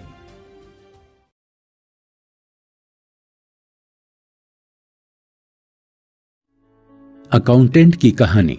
दोस्तों, कुकू एफएम की इस खास पेशकश में हम थॉमस कॉर्ले की लिखी किताब rich habits the daily success habits of wealthy individuals के 7वें एपिसोड की चर्चा कर रहे हैं, जिसमें हम एक अकाउंटेंट की लाइफ के बारे में जानेंगे। दोस्तों, आज हम आपको एक अकाउंटेंट की कहानी सुनाने जा रहे हैं। जैसे ही उसने उसकी कास्केट पर एक गुलाब रखा, उसकी आंखों से आंसू गिरने लगे। उसकी तरफ से ये आखिरी गुलाब था और इसके साथ ही लोग जाने लगे। अब वो अकाउंटेंट वहां अपने 3 बच्चों के साथ अपनी पत्नी के कास्केट को देख रहा था और खुद से नफरत कर रहा था। वो व्यक्ति पुराने दिनों को याद करने लगा जब उसकी पत्नी ने पहली बार उसे एक बीमारी के बारे में बताया था। इस बीमारी को सर्वाइकल इंट्रा एपिथेलियल नेप्लेजिया कहते हैं। ये बोलते हुए डेनिस किचन टेबल पर बैठ गई और अपने पति को कॉफी देते हुए बताया कि डॉक्टर ने सर्जरी करने की सलाह दी है। सर्जरी का नाम सुनकर उनके पति घबरा गए। वो बादल रहित आसमान को देखने लगे। उन्हें लगा कि वो आसमान से लगातार गिर रहे हैं। इसके विपरीत उनकी पत्नी डेनिस बिल्कुल शांत थी और ग्रोसरी लिस्ट तैयार कर रही थी। हालांकि ये बहुत सीरियस मामला था, लेकिन डेनिस को बीमारी थी और वो उसे शांति से हैंडल करना जानती थी। जब डेनिस ने कहा कि वो सर्जरी फिलहाल नहीं कराना चाहती हैं, तो उनके अकाउंटेंट पति नर्वस हो गए, क्योंकि इससे डेनिस की जान को खतरा हो सकता था। लेकिन डेनिस को पता था कि उनके पास सर्जरी कराने के पैसे नहीं थे और न ही उनके पास पर्याप्त इंश्योरेंस था। इसलिए उन्होंने टैक्स रिटर्न के टाइम का इंतजार किया, जब उनके क्लाइंट्स उनके पास टैक्स फाइल करते और उन्हें पैसा मिलता। 3 महीने के बाद जब टैक्सेशन चालू हुआ, तब तक डेनिस की कंडीशन काफी खराब हो चुकी थी। लेकिन वो परेशान नहीं थी, क्योंकि उसे मालूम था कि उसके पति दिन में 16 घंटे लगातार काम कर रहे हैं और उसके पास सैकड़ों क्लाइंट्स टैक्स भरने के लिए हैं। इसलिए डेनिस ने अपने पति को टैक्सेशन तक डिस्टर्ब नहीं करने के बारे में सोचा, क्योंकि अगर उनके पास ज्यादा पैसे होते तभी वो डेनिस की सर्जरी करा पाते। लेकिन वो सर्जरी कभी हो ही नहीं पाई। डेनिस की वो बीमारी कैंसर में बदल गई और पूरे शरीर में आग की तरह फैल गई। एक दिन डेनिस अपने पति और बच्चों को छोड़कर हमेशा के लिए इस दुनिया से चल बसी। उस अकाउंटेंट के लिए उसका नया जॉब और एक सिंगल पेरेंट के रूप में काम करना मुश्किल था। वो डेनिस की मौत के लिए खुद को ब्लेम करते थे। एक दिन उन्होंने सपने में देखा कि डेनिस उसके सपने में आई है और उन्होंने बोला कि तुमको खुद से सही क्वेश्चंस करने की जरूरत है। उसके बाद उन्होंने खुद से सवाल किया कि मैं क्यों इस तरह से खराब कर रहा हूं, जबकि मेरे क्लाइंट्स अच्छा कर रहे हैं। उन्होंने इस सीक्रेट को खोजने की ठानी। उन्होंने सबसे पहले अपने सफल क्लाइंट से पूछने के लिए एक लिस्ट ऑफ क्वेश्चंस बना लिए। ये क्वेश्चंस बाद में उन्होंने अपने असफल क्लाइंट से भी पूछा। पहले तो ये छोटी सी रिसर्च थी, लेकिन इस काम को पूरा करने में उन्हें 5 साल लग गए। उन्हें समझ में आ गया कि उनके सफल और असफल क्लाइंट्स में जमीन आसमान का अंतर है। जैसे उन्होंने एक क्वेश्चन अपने सफल क्लाइंट से पूछा कि आप ऑफिस से जाकर क्या करते हैं, तो सफल क्लाइंट्स ने बताया कि वो बिजनेस एक्टिविटी या सोशल एक्टिविटी में हिस्सा लेते हैं, या वो कुछ सीखते हैं, या कुछ कोई नॉन प्रॉफिट ऑर्गेनाइजेशन में भाग लेते हैं। जब असफल क्लाइंट से ये पूछा गया, तब उन्होंने बताया कि वो टीवी देखते हैं, डिनर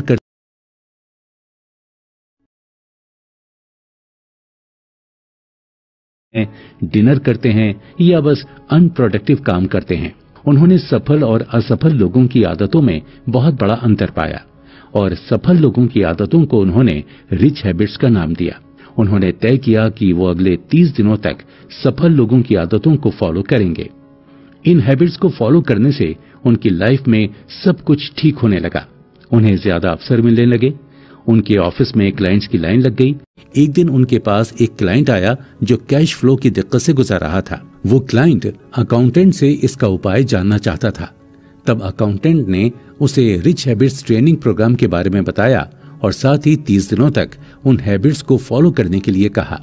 वो क्लाइंट इस बात के लिए मान गया और अकाउंटेंट ने रिच प्रोग्राम की शीट उसे पकड़ा दी।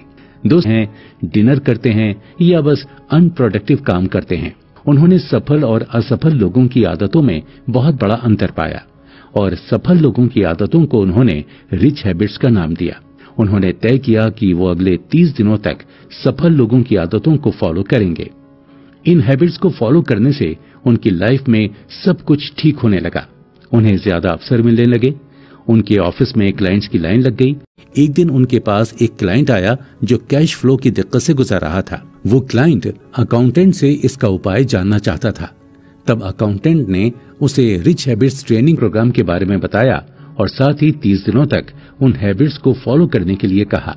वो क्लाइंट इस बात के लिए मान गया और अकाउंटेंट ने रिच हैबिट्स ट्रेनिंग प्रोग्राम की शीट उसे पकड़ा दी। दोस्तों, अब हम रिच हैबिट्स को जानने के काफी करीब आ चुके हैं। आगे के एपिसोड में हम लक के विभिन्न प्रकारों की चर्चा करेंगे।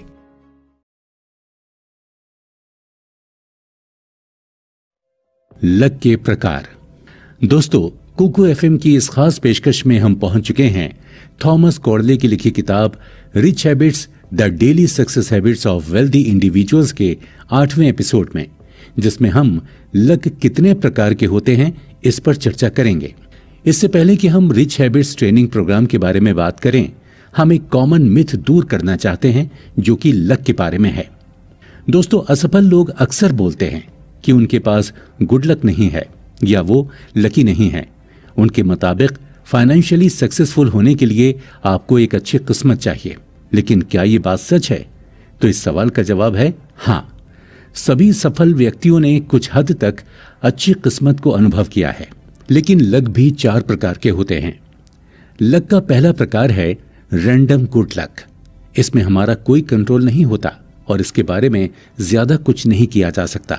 जैसे आप कोई लॉटरी का टिकट जीत गए हो या फिर आपके नाम किसी ने अपनी जायदाद कर दी हो।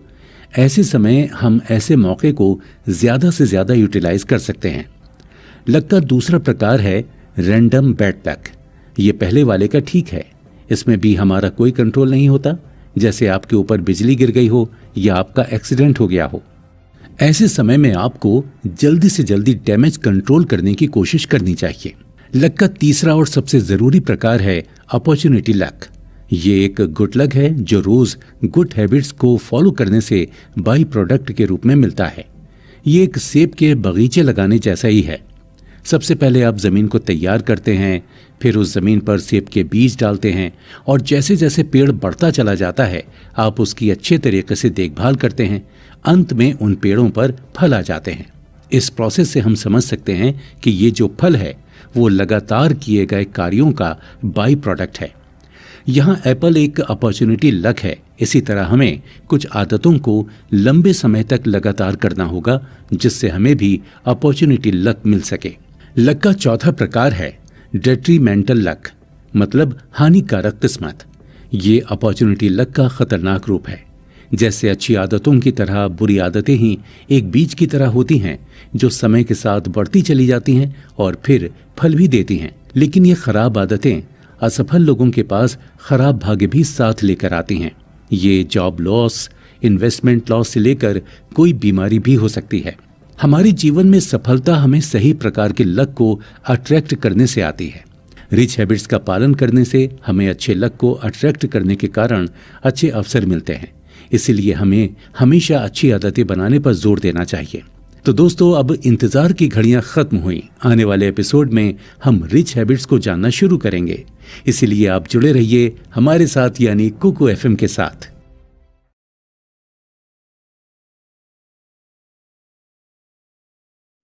Rich habit number 1। दोस्तों, कुकू एफएम की इस खास पेशकश में हम चर्चा कर रहे हैं थॉमस कॉडले की लिखी किताब rich habits, the daily success habits of wealthy individuals के 9वें एपिसोड की। फाइनली अब वो समय आ गया है जब हम रिच हैबिट्स जानने वाले हैं। तो पहला रिच हैबिट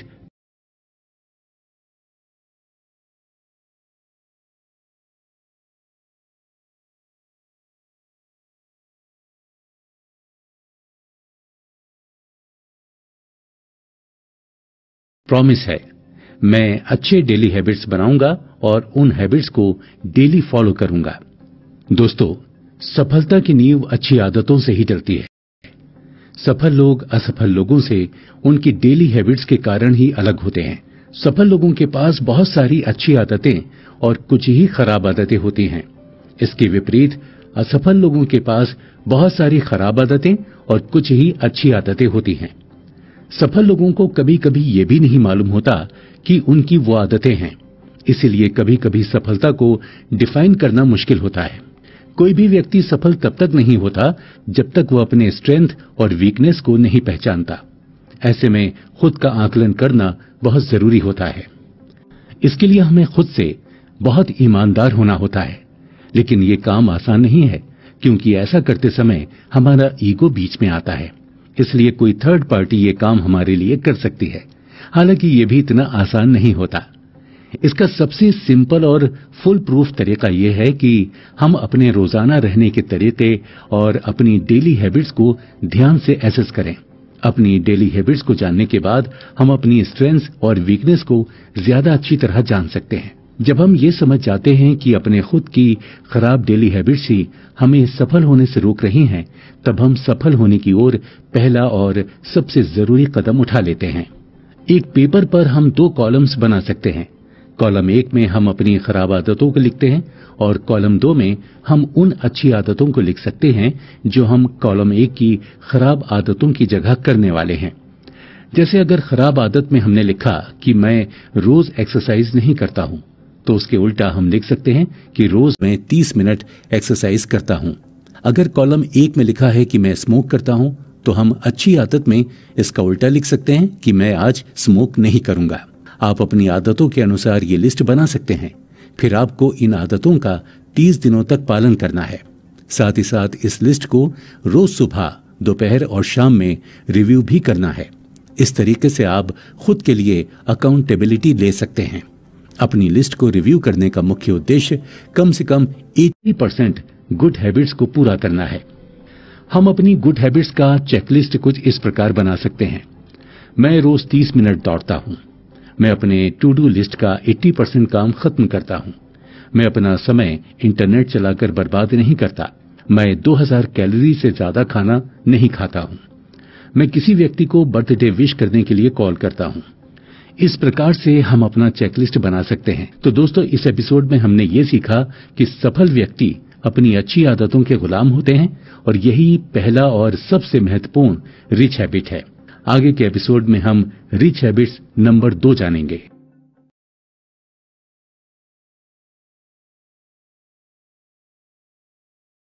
दोस्तों, कुकू एफएम की इस खास पेशकश में हम आ पहुंचे हैं थॉमस कॉर्डले की लिखी किताब rich habits, the daily success habits of wealthy individuals के 10वें एपिसोड में, जिसमें हम रिच हैबिट्स नंबर 2 जानने वाले हैं।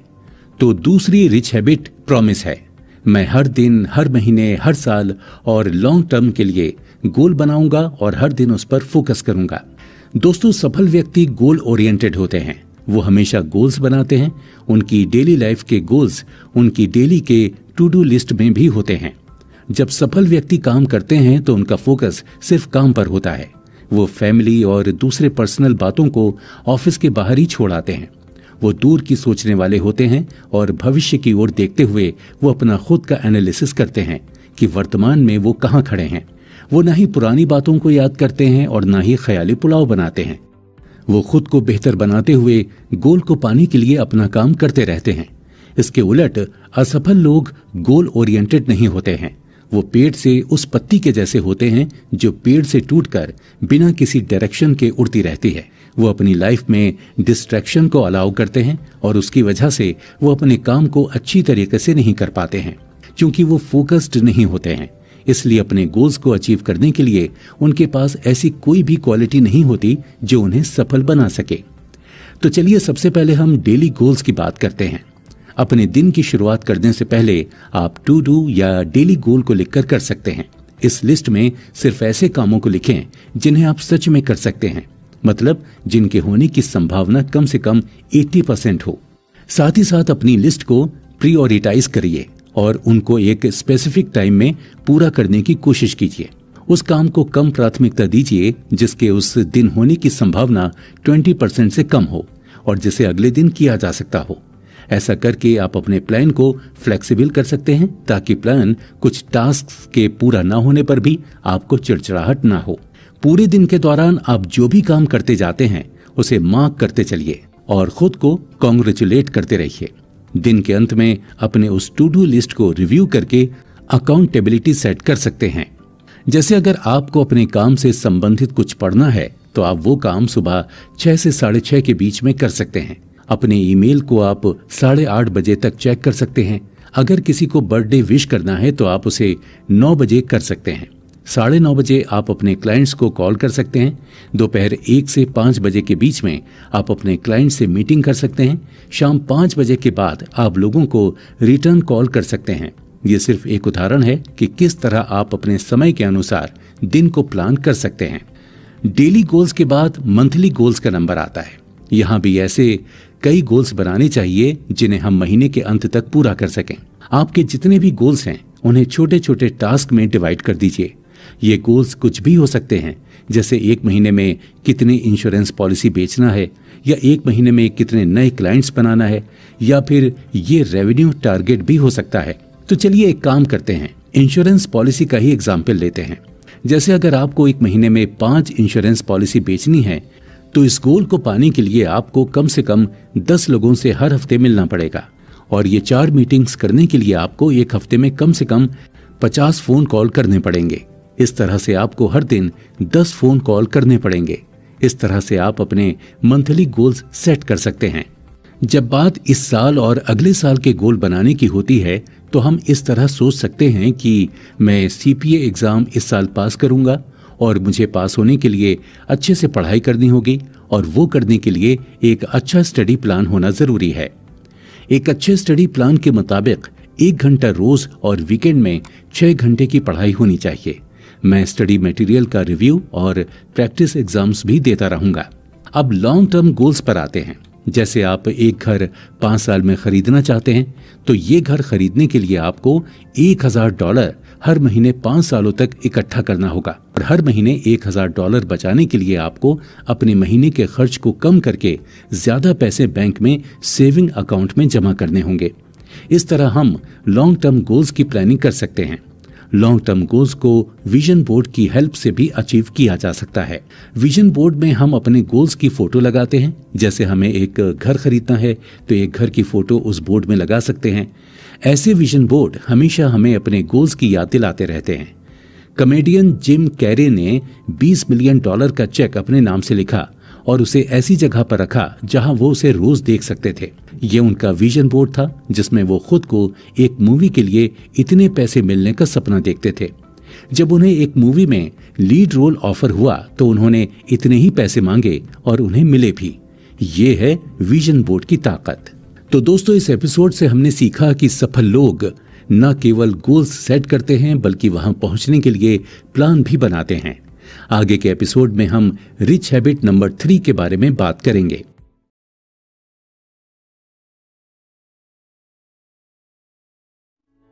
दोस्तों, कुकू एफएम की इस खास पेशकश में हम आ पहुंचे हैं थॉमस कॉर्डले की लिखी किताब rich habits the daily success habits of wealthy individuals के 11वें एपिसोड में, जिसमें हम रिच हैबिट्स नंबर 3 जानने वाले हैं।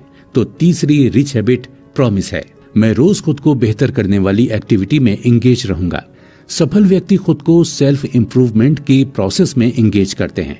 वो अपने प्रोफेशन से संबंधित ही चीजों को पढ़ते हैं। वो एक स्टूडेंट के जैसे अपने प्रोफेशन के बारे में हर अपडेट रखते हैं। वो अपना समय फालतू के कामों जैसे टीवी देखना या इंटरनेट पर नहीं लगाते हैं। सफल व्यक्ति सेल्फ इंप्रूवमेंट करने के लिए रोज कुछ ऐसा पढ़ते हैं जिससे वो बेहतर बनते जाते हैं। उनके लिए समय बहुत कीमती होता है। वो अपने गोल्स को सेल्फ इंप्रूवमेंट के साथ जोड़ देते हैं। जैसे वो कोई ऐसी एडिशनल डिग्री या लाइसेंस ले लेते हैं जो उनके बिजनेस या जॉब के लिए फायदेमंद हो। वो हमेशा किसी कंस्ट्रक्टिव प्रोजेक्ट में बिजी रहते हैं। ये कुछ भी हो सकता है, जैसे अपना स्किल सेट इंप्रूव करना या अपने दिमाग को शांत रखना।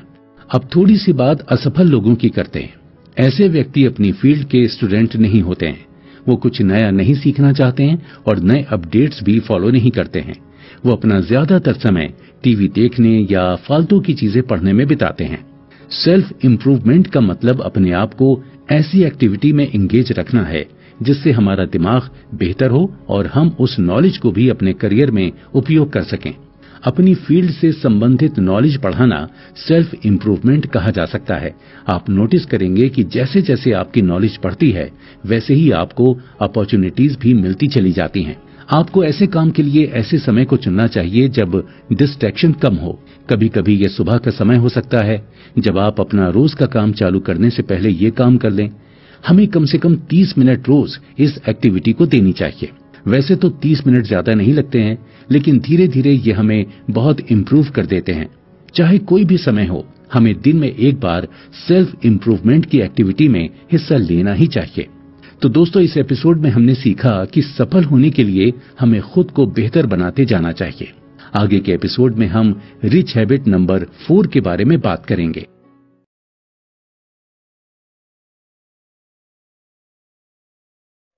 दोस्तों, कुकू एफएम की इस खास पेशकश में हम आ पहुंचे हैं थॉमस कॉर्डले की लिखी किताब rich habit the daily success habits of wealthy individuals के 12वें एपिसोड में, जिसमें हम रिच हैबिट्स नंबर 4 जानने वाले हैं। तो चौथी रिच हैबिट है प्रॉमिस, यानी कि मैं अपनी हेल्थ को बेहतर बनाने के लिए रोज समय दूंगा। दोस्तों, सफल व्यक्ति अच्छी चीजें खाने में ध्यान देते हैं और रोज एक्सरसाइज करते हैं। वो सिर्फ ये ध्यान नहीं रखते हैं कि वो क्या खाते हैं, लेकिन वो कितना खाते हैं इस बात को लेकर भी सजग रहते हैं। वो किसी विशेष मौकों पर ही ज्यादा खाते भी हैं। सफल लोगों के लिए एक्सरसाइज एक रूटीन होती है। जैसे हम ब्रश करते हैं, ठीक उसी तरह वो समझते हैं कि एक्सरसाइज करने से हमारा शरीर और दिमाग बेहतर होता है। साथ ही साथ ये हमारे इम्यून सिस्टम को भी ठीक करता है, जिसकी वजह से हम कम बीमार होते हैं और साथ ही साथ ये हमारी प्रोडक्टिविटी को भी बढ़ा देता है। जो लोग रोज एक्सरसाइज करते हैं उनके पास पूरे दिन ज्यादा एनर्जी होती है। सफल लोगों के पास एक अपने वजन को कंट्रोल करने का सिस्टम होता है। कुछ लोगों का सिस्टम कठिन होता है और कुछ का सरल, लेकिन वो इस सिस्टम को फॉलो जरूर करते हैं। वजन को मैनेज करने का मतलब हम रोज कितना खाना खा रहे हैं उसे हमें बारीकी से मॉनिटर करना होता है।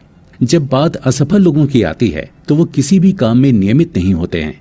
वो हमेशा शॉर्टकट डाइट प्लान की ओर ही ध्यान देते हैं। उन्हें हमेशा एक्स्ट्रा मोटिवेशन की जरूरत होती है। शायद इसीलिए ही दुनिया में कितनी ही डाइट की किताबें बिकती हैं। खाने पर कंट्रोल नहीं होने की वजह से उनका वजन घटता और बढ़ता रहता है। इस वजह से उनके शरीर में बहुत सी बीमारियां जैसे हाई ब्लड प्रेशर, डायबिटीज और हार्ट डिजीजेस आ जाती हैं। वो लोग हर काम को करने के लिए एक्सटर्नल मोटिवेशन के भरोसे होते हैं। इसलिए जब वो मोटिवेशन चला जाता है तो वो फिर से अपनी खराब आदतों में वापस आ जाते हैं।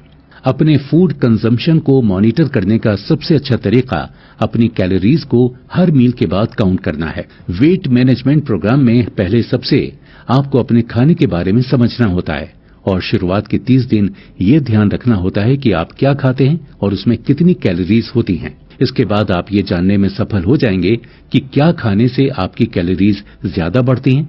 इस प्रकार से आप हाई कैलोरी वाले खाने को हमेशा के लिए छोड़ सकते हैं।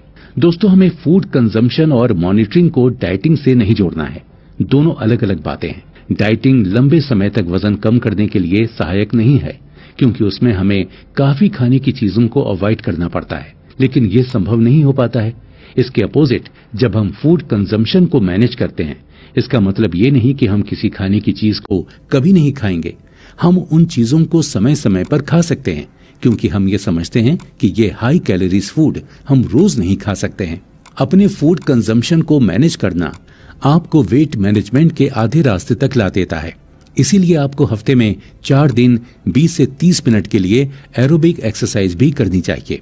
बाहर निकलकर जॉगिंग करना ट्रेडमिल में जॉगिंग करने की अपेक्षा 33% ज्यादा कैलोरी बर्न होती है। वेट उठाना, सिटअप्स और पुशअप्स करना एरोबिक एक्सरसाइज के सहायक तो हो सकते हैं, लेकिन ऑप्शन नहीं। ये एक्सरसाइज आपको वेट घटाने में ज्यादा मदद नहीं कर सकती है। एरोबिक एक्टिविटी वेट घटाने के लिए सबसे विश्वसनीय है, इसलिए आपको इसे अपने एक्सरसाइज रेजिमेंट में ही रखना चाहिए। आप अपना वजन rich habits training management schedule की मदद से भी मॉनिटर कर सकते हैं।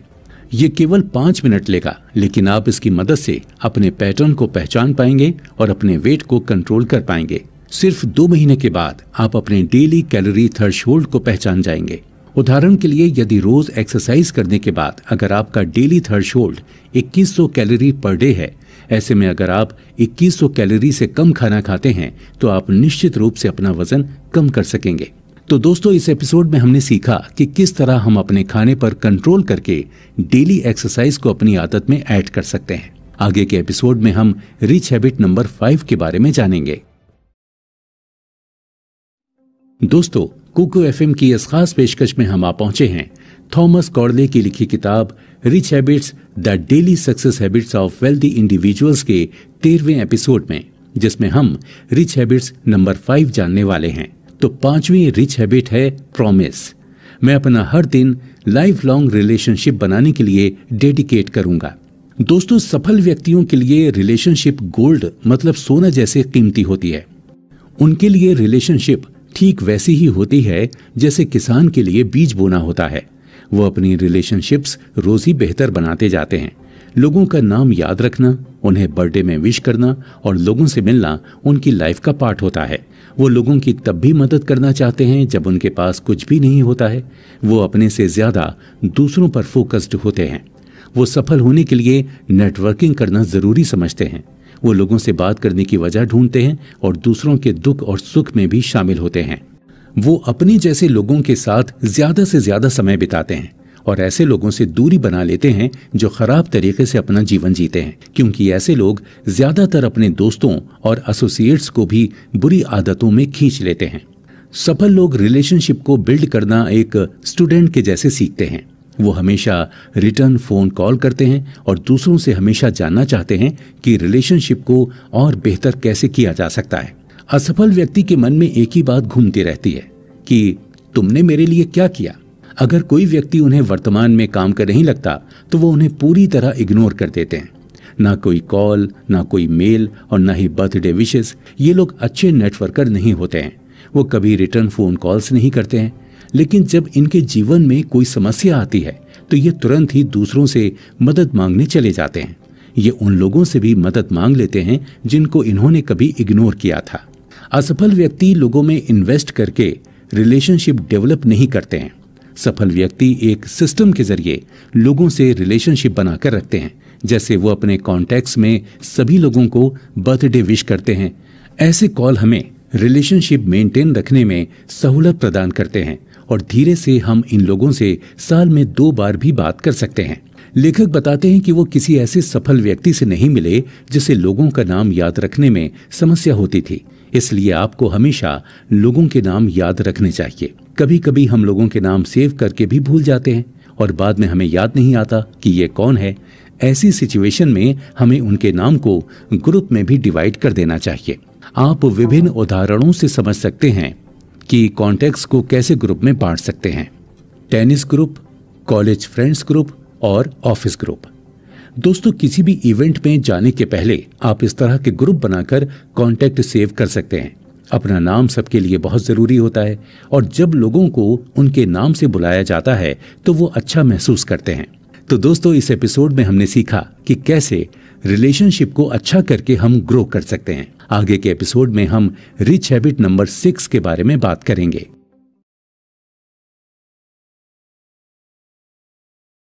दोस्तों, कुकू एफएम की इस खास पेशकश में हम आप पहुंचे हैं थॉमस कॉर्डले की लिखी किताब rich habits the daily success habits of wealthy individuals के 14वें एपिसोड में, जिसमें हम रिच हैबिट्स नंबर 6 जानने वाले हैं। तो 6वीं रिच हैबिट है प्रॉमिस। मैं हर दिन मॉडरेशन मतलब संतुलन के स्टेट में रहूंगा। दोस्तों, संतुलन में रहने का मतलब एक बैलेंस्ड लाइफ जीने से है, जिसमें हम किसी एक्सट्रीम में नहीं जाते हैं। सफल व्यक्ति किसी भी काम को आवश्यकता से अधिक करने से परहेज करते हैं, चाहे वो किसी चीज की लत हो या ज्यादा पैसे खर्च करना हो। वो हमेशा अपनी भावनाओं को काबू में रखते हैं। वो लोग किसी भी चीज को जरूरत से ज्यादा नहीं कहते हैं। वो समझते हैं कि लाइफ एक मैराथन रेस है, ना कि स्प्रिंट। वो अपने वर्कआवर, ईटिंग हैबिट से लेकर इंटरनेट यूजेस तक सभी चीजों को बिल्कुल बैलेंस में रखते हैं। उनकी पर्सनैलिटी से ही उनका मध्यम मार्ग दिखता है। वो कभी भी बहुत ज्यादा उत्साहित या बहुत ज्यादा दुखी नहीं होते हैं। वो अपने गुस्से या एक्साइटमेंट को भी अपने कंट्रोल में रखते हैं। इसी वजह से फैमिली, फ्रेंड्स और बिजनेस पार्टनर्स उनके साथ आसानी से रह सकते हैं, जिसकी वजह से सबसे उनके रिलेशनशिप्स अच्छे होते हैं और लोग उनकी कंपनी बहुत इंजॉय करते हैं। दुनिया की सबसे अमीर लोगों में से एक वॉरेन बुफेट 50 सालों तक उसी घर में रही जहां उनकी शादी हुई थी। उस घर में ऐसा कुछ भी फैंसी नहीं था, यहां तक कि अपनी कार भी वो खुद से ही ड्राइव करती हैं, क्योंकि वो रिच हैबिट्स को अपनी रोजमर्रा की जिंदगी में अप्लाई करती हैं। असफल व्यक्ति का अपनी लाइफ के ऊपर थोड़ा भी कंट्रोल नहीं होता है। उनका मूड बहुत ज्यादा ऊपर नीचे होता रहता है, जो उनकी हेल्थ, रिलेशनशिप और फाइनेंस में भी दिखता है। वो लोगों को दिखाने के लिए बड़े घर और कार खरीद लेते हैं, जिसकी वजह से उनके ऊपर लोन और मॉर्गेज का पहाड़ हो जाता है। ऐसे में जब कोई इमरजेंसी जैसे जॉब लॉस या कोई बीमारी आ जाती है तो उनको तुरंत ही पैसों की कमी हो जाती है, क्योंकि उनके पास कोई बचत नहीं होती। इसकी वजह से उनकी प्रायोरिटीज का ऊपर नीचे होता है। अगर कुल मिलाकर कहें तो वो एक मॉडरेट लाइफस्टाइल बनाने में असफल रहते हैं। तो दोस्तों, इस एपिसोड में हमने यही सीखा कि सफल व्यक्ति हर काम को मॉडरेशन में करते हैं। आगे के एपिसोड में हम रिच हैबिट नंबर 7 के बारे में बात करेंगे।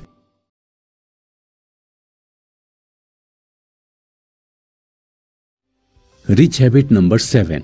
दोस्तों, कुकू एफएम की इस खास पेशकश में हम आ पहुंचे हैं थॉमस कॉर्डले की लिखी किताब rich habits the daily success habits of wealthy individuals के 15 एपिसोड में, जिसमें हम रिच हैबिट्स नंबर 7 जानने वाले हैं।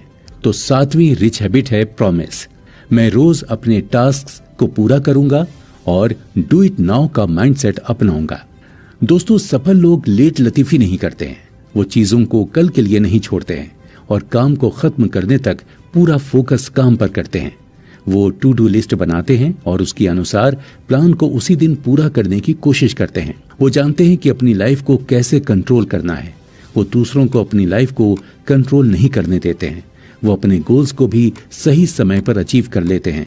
इसलिए वो कभी भी हड़बड़ी में नहीं होते हैं, ना ही कोई गलती करते हैं। इसके विपरीत असफल व्यक्ति लगातार टाल मटोल करते रहते हैं। वो टाल मटोल करके चीजों को अगले दिन के लिए छोड़ देते हैं। इस वजह से उनको काफी दिक्कतें होती हैं। टाल मटोल करने के कारण काफी चीजों को भूल जाने का भी रिस्क हो जाता है। साथ ही साथ अंतिम समय में काम करने की वजह से गलती होने की संभावना भी बहुत बढ़ जाती है। किसी काम में देरी होने से उसकी क्वालिटी भी गिर जाती है। असफल लोग पहले काम को पूरा किए बिना ही दूसरे काम को अपने ऊपर थोपते जाते हैं। वो हमेशा दूसरों की कमांड को फॉलो करते हैं। उनका खुद के ऊपर कोई कंट्रोल नहीं होता है। वो अपनी लाइफ में पावरलेस और डायरेक्शन लेस होते हैं। दोस्तों, हमें अपनी लाइफ में कभी भी उन चीजों को टालना नहीं चाहिए जिसे आपको आज ही करना है। जब भी आपको ऐसा लगे कि इस काम को बाद में करना चाहिए, तो अपने मन में सोचें कि मुझे ये काम अभी करना है, जिसे इंग्लिश में डू इट नाउ भी कहते हैं। इस वाक्य को अपने दिमाग में बार बार बोलते रहिए। अपने दिमाग में एक सेकंड के लिए भी काम टालने की बात ना लाइए। जब आप अपने काम में बिजी रहेंगे तो आप देखेंगे कि आप अपने काम में पूरी तरह से डूब चुके हैं और आपके दिमाग से टाल मटोल करने की बात जा चुकी है। अपना काम खत्म करते ही आप बहुत खुशी महसूस करेंगे। तो दोस्तों, इस एपिसोड में हमने सीखा कि कोई भी काम डिले नहीं करना चाहिए। आगे के एपिसोड में हम रिच हैबिट नंबर 7 के बारे में बात करेंगे। दोस्तों, कुकू एफएम की इस खास पेशकश में हम आ पहुंचे हैं थॉमस कॉर्डले की लिखी किताब rich habits the daily success habits of wealthy individuals के 16वें एपिसोड में, जिसमें हम रिच हैबिट नंबर 8 जानने वाले हैं। तो 8वीं रिच हैबिट है प्रॉमिस। मैं रोज रिच थिंकिंग में एंगेज रहूंगा। दोस्तों, सफल लोग पॉजिटिव, जोश से भरे हुए, खुश और वेल बैलेंस्ड होते हैं। वो हमेशा खुद को शक्तिशाली और आत्मविश्वास से दोस्तों, कुकू एफएम की इस खास पेशकश में हम आ पहुंचे हैं थॉमस कॉर्डले की लिखी किताब rich habits the daily success habits of wealthy individuals के 16वें एपिसोड में, जिसमें हम रिच हैबिट नंबर 8 जानने वाले हैं। तो 8वीं रिच हैबिट है प्रॉमिस। मैं रोज रिच थिंकिंग में एंगेज रहूंगा। दोस्तों, सफल लोग पॉजिटिव, जोश से भरे हुए, खुश और वेल बैलेंस्ड होते हैं। वो हमेशा खुद को शक्तिशाली और आत्मविश्वास से भरे हुए महसूस करते हैं। ये बस कोई संयोग नहीं है, बल्कि जब भी वो खुद से बात करते हैं तो उनकी बातें उनको ऊपर उठाती हैं। वो खुद को पॉजिटिव अफर्मेशंस का यूज करके अपने एटीट्यूड को अच्छा बना लेते हैं। प्रॉब्लम्स आने पर वो खुद को नीचे नहीं गिराते हैं, बल्कि वो प्रॉब्लम्स को एक अवसर की तरह देखते हैं। वो लोग अपने विचारों और भावनाओं को कंट्रोल में रखते हैं। खराब विचार को वो तुरंत अच्छे विचारों से बदल देते हैं। वो समझते हैं कि खराब विचार को एक सेकंड के लिए भी दिमाग में आने देने से वो दिमाग में जगह बना लेता है और आदमी को निगेटिव कर देता है। वो अपने दिमाग को पॉजिटिव और अच्छे विचारों से भरे रखते हैं, जो एक दिन उन्हें बहुत अच्छा रिजल्ट देता है। सफल लोग विजुअलाइजेशन टेक्निक यूज करते हैं। इस टेक्निक में आप उस समय की कल्पना करते हैं जब आप पूरी तरह सफल हो चुके होते हैं। भले ही वर्तमान में आपकी सिचुएशन कैसी भी हो, आप इस विजुअलाइजेशन टेक्निक से अपना भाग्य बदल सकते हैं। हम दिन में हजारों खराब विचारों से गुजरते हैं और जो इन्फॉर्मेशन हम कंज्यूम करते हैं उसमें डर, गुस्सा और बाकी सब निगेटिविटी ही होती है। सफल लोग ये बात अच्छी तरह जानते हैं, इसीलिए वो टीवी शोज, रेडियो प्रोग्राम या इंटरनेट का यूज बहुत कम करते हैं, बल्कि वो कुछ कंस्ट्रक्टिव और अपलिफ्टिंग चीजें सुनते हैं। वो पॉजिटिव न्यूज पढ़ते हैं, नेगेटिविटी से दूर रहते हैं। सफल लोग उन्हें क्या देखना और सुनना है वो कंट्रोल करते हैं। सफल व्यक्ति हमेशा ग्रेटफुल होते हैं। अपनी लाइफ में हर समय इस बात को एक्सप्रेस करते हैं, चाहे वो सुबह हो या रात। जिनके लिए वो ग्रेटफुल होते हैं उनकी एक लिस्ट बनाते हैं और दिल से शुक्रिया करते हैं। असफल व्यक्ति खुद के ही आलोचक होते हैं। वो हमेशा नेगेटिव और डिस्ट्रक्टिव बातें ही करते हैं। वो खराब विचारों को अपने दिमाग में घर करने की जगह देते हैं, जिसकी वजह से उनका बिहेवियर भी खराब हो जाता है। वो हमेशा ही बिना मोटिवेशन और एक्साइटमेंट के रहते हैं।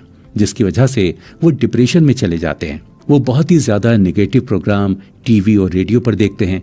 वो ऐसे न्यूज़पेपर खरीदते हैं जो उनकी भावनाओं को कंट्रोल से बाहर कर देते हैं।